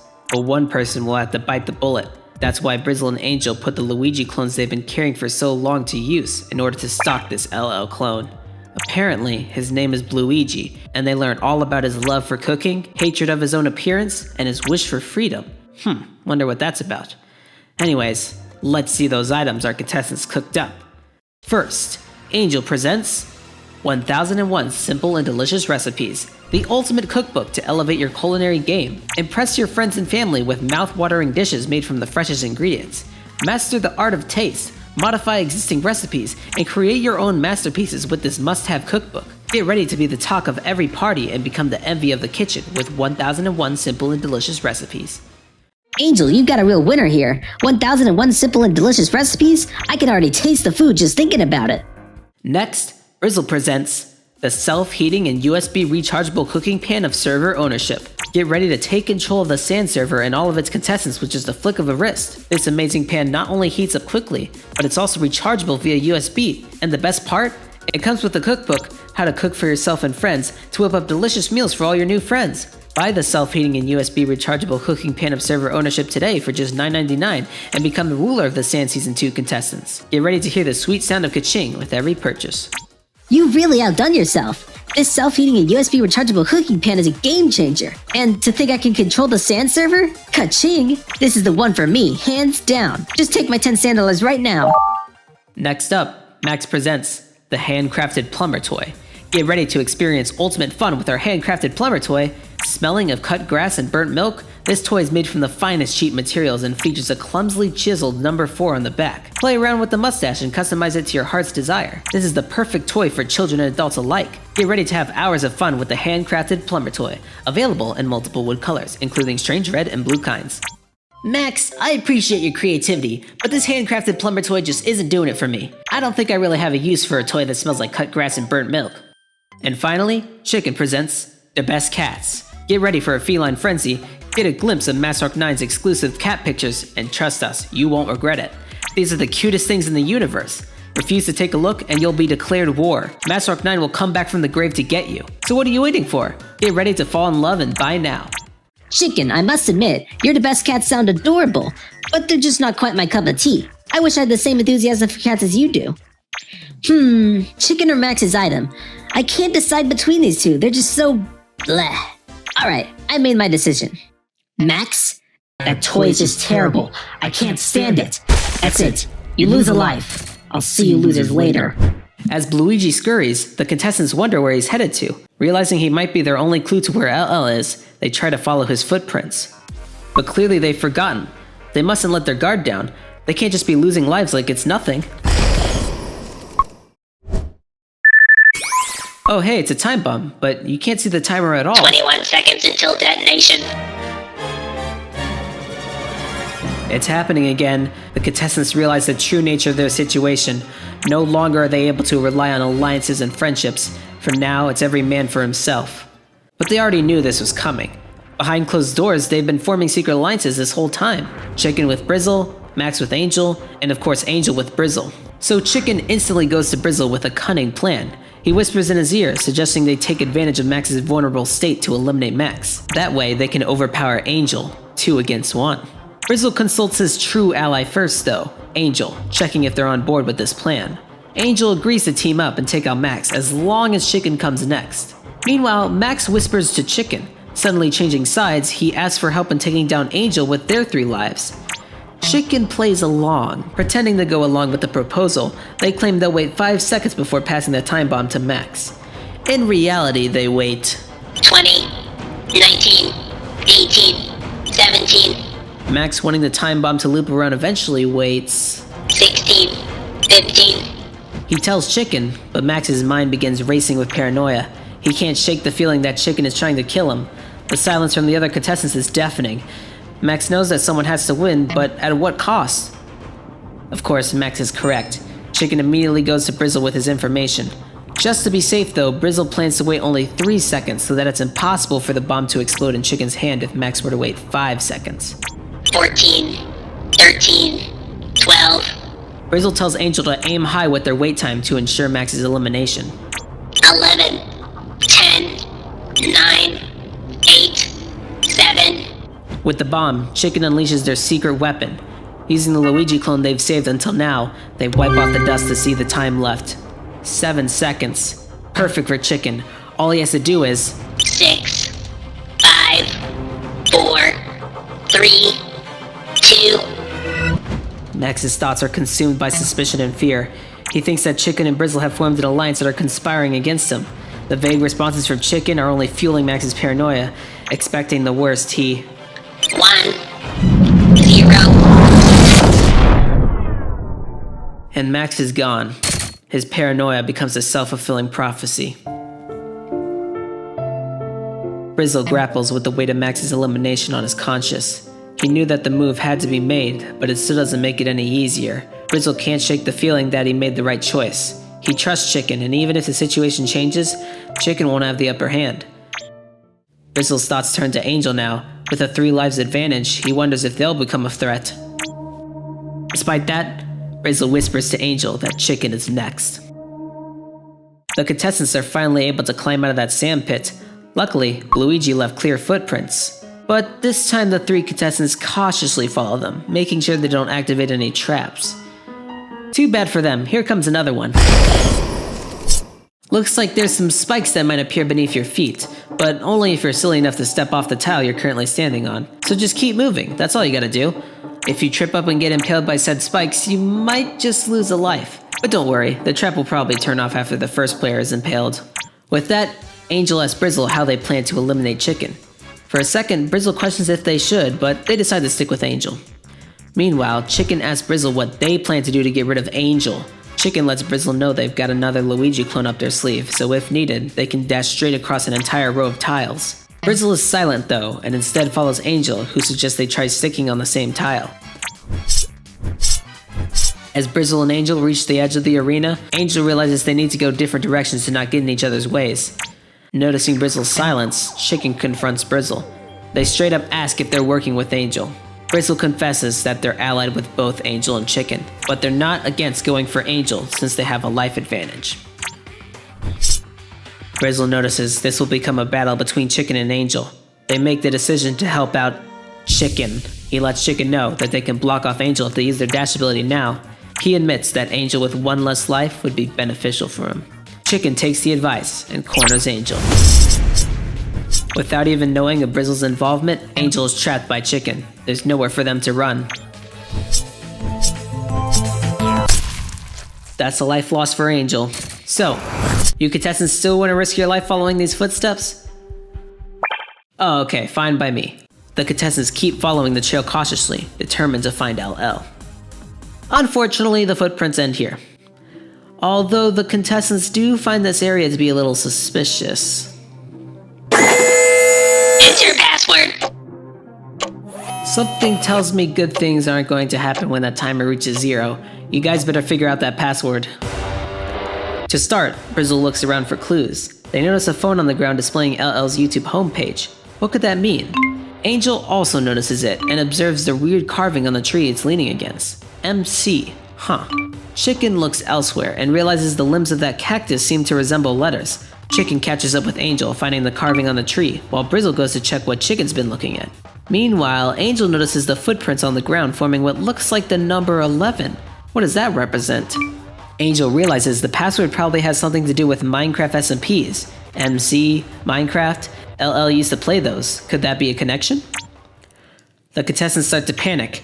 These clues just seem like a jumbled mess. They have no idea what it could be. Look at the first letters. Wow, that's a pretty flawed security system if it just gives out hints like that. I mean, Angel over here puts their clues together. SMP, 11, first letters. They enter the first letters of each word in the 11th episode title of the most recent SMP series. Well, it was a good idea at least. On the other end, Chicken makes the same realization as Angel, connecting the SMP to MC for Minecraft. He believes the passcode has something to do with the first letters of each series, but doesn't know how many or what order. Meanwhile, Brizzle has no idea. He begins to freak out about the time. Will he be able to put it together? Include all seasons. Chicken has it. He goes through LL's playlist tab on the phone and finds the order for every SMP season he's been in. Angel suddenly realizes the same thing and goes to check as well. They both enter the first letter of all 11 Minecraft SMP seasons LL has been in, and... Password accepted. Waiting for him. Uh-oh. Looks like Brizzle hasn't made the connection, and nobody's willing to tell him either. Brizzle notices the footprint shaped like an 11, but they still have no idea what it means. 11 letters, no spaces. Desperate, Brizzle tries entering every combination of letters possible. A. No. A. B? No. A. Time's up. Prepare for flamethrowers. Flamethrower? Ouch. Brizzle's frustrated by their performance as they overthought every little thing, but they can't help feel a little bit of betrayal, realizing Chicken didn't attempt to help them at all. Although Brizzle feels that winning because of someone else's lack of effort would be pretty unsatisfying, so he comes to accept Chicken's decision to solve the puzzle himself. Brizzle isn't about to give up though. That's why he's shifting his focus to targeting Chicken now. Enough self-introspection. You have made too many password attempts. Please answer these security questions. Looks like you guys might have to do a little research. Be careful. I know you've been comfortable wasting away your lives, but two of you only have one left. Brizzle grabs the phone and goes to Angel so they can research together. Brizzle lets Angel know they're not planning to help Chicken this time. They look for a previous Sand Season 1 video where LL quizzes the contestants on his favorite songs. Brizzle remembers it vividly, which is odd because he also remembers dying in that same season. He finds that LL said one of his favorites was and lets Angel know too. Angel also does their fair share of research, digging deep into the Celeste Let's Plays to find one where LL discusses his favorite foods. They share with Brizzle LL's love for chicken tenders and steak burgers. Meanwhile, Chicken is stumped, so he goes to Brizzle for guidance. He shows Brizzle the video where I quiz contestants on my favorite music and asks if it's this song. What Chicken doesn't realize is that this answer is to the question, which of these songs is not one of my favorite songs? Of course, Brizzle is careful not to let Chicken realize this and agrees with him. Everybody enters their guesses before the time runs out.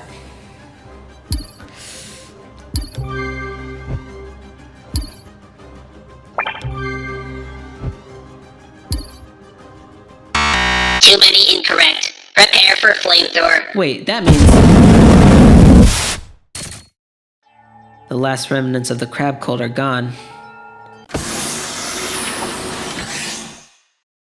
Oh, it's just the two of you now. And that's gotta be it, right?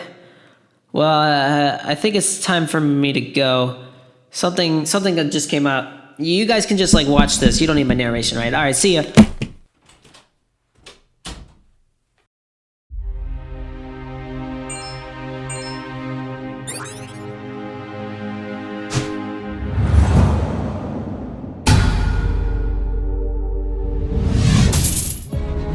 Oh, how predictable. I saw you coming from a mile away. Naturally, I can't allow you to leave, but that's okay. You're not the real Brizzle and Angel anyways. You're clones, mere replicas. Speaking of which, I find myself in need of fuel for the cloning machine. Perhaps your bodies could serve that purpose. How about you accompany me to inspect the cloning machine? Seriously? Knock it off. You think I gave you a way out? No chance. Oh, did Brobot leave that for you? Trust me, it won't help you. Itsy Bitsy Luigi, can you retrieve that for me?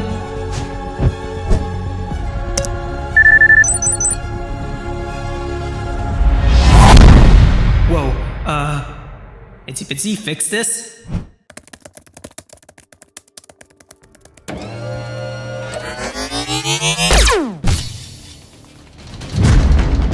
Hey, Brobot, what are you doing? You're on our side. Alright, that's it. Clones? You're outnumbered here. I've been watching you this whole time. I know I can take you down. And don't underestimate my clones either. They're more capable than you think.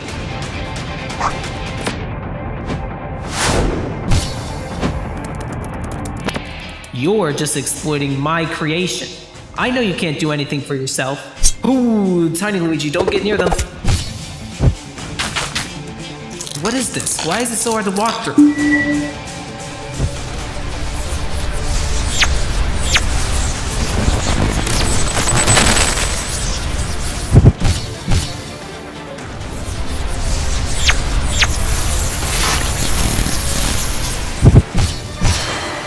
Nice try, but I told you, there is no way out of this. I am invincible and I will crush anyone who stands in my way.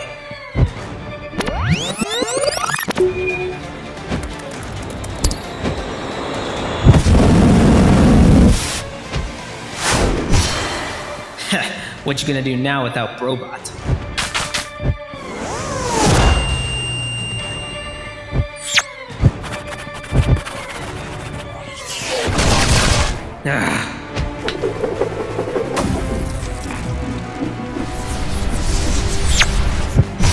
No!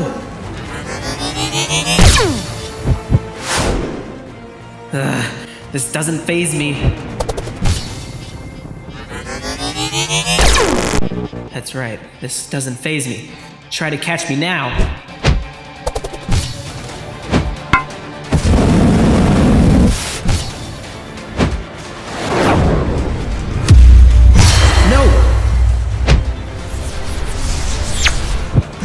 No, you can't!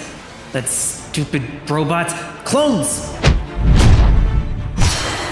Your help is gone. What now? It's not gonna work. Here, let's go back to our roots. How about a challenge? Each one of you will name a kind of US currency. I'll hold back if neither of you repeat what any of us say. 3, 2, 1...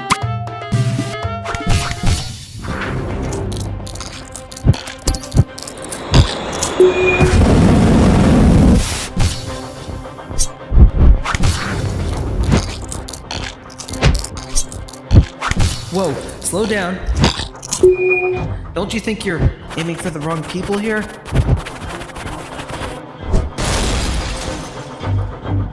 Hey, what are you... Hey, don't you get near Itzy.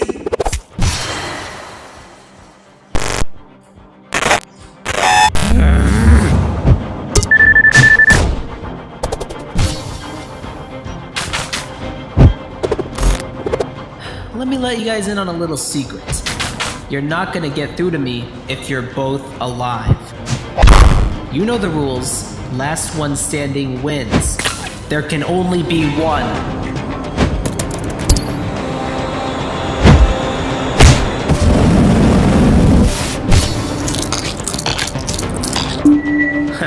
Wanted an even playing field? How about another game to test how close you really are? Guess each other's favorite colors, and I'll hold back once again. Come on. 3, 2, 1. Oh, Brizzle. That's wrong. Face it! You're gonna have to go for each other, or else I'll do it for you.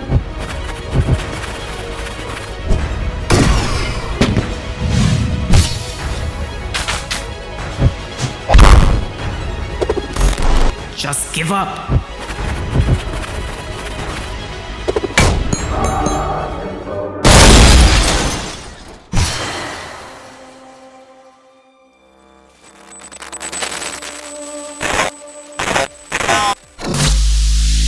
What? You think you can win just because you're the last one standing? Well, you're not. I'm still standing.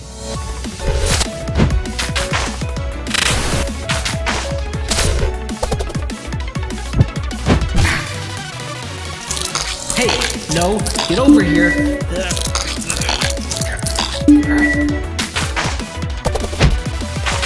Oh, I see what you're doing. Yeah. Now, try not to hit my clone.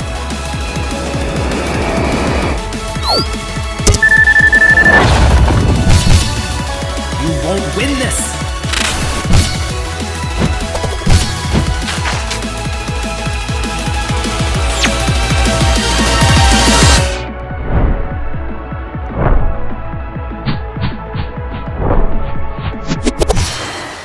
Yes, yes! The cloning machine!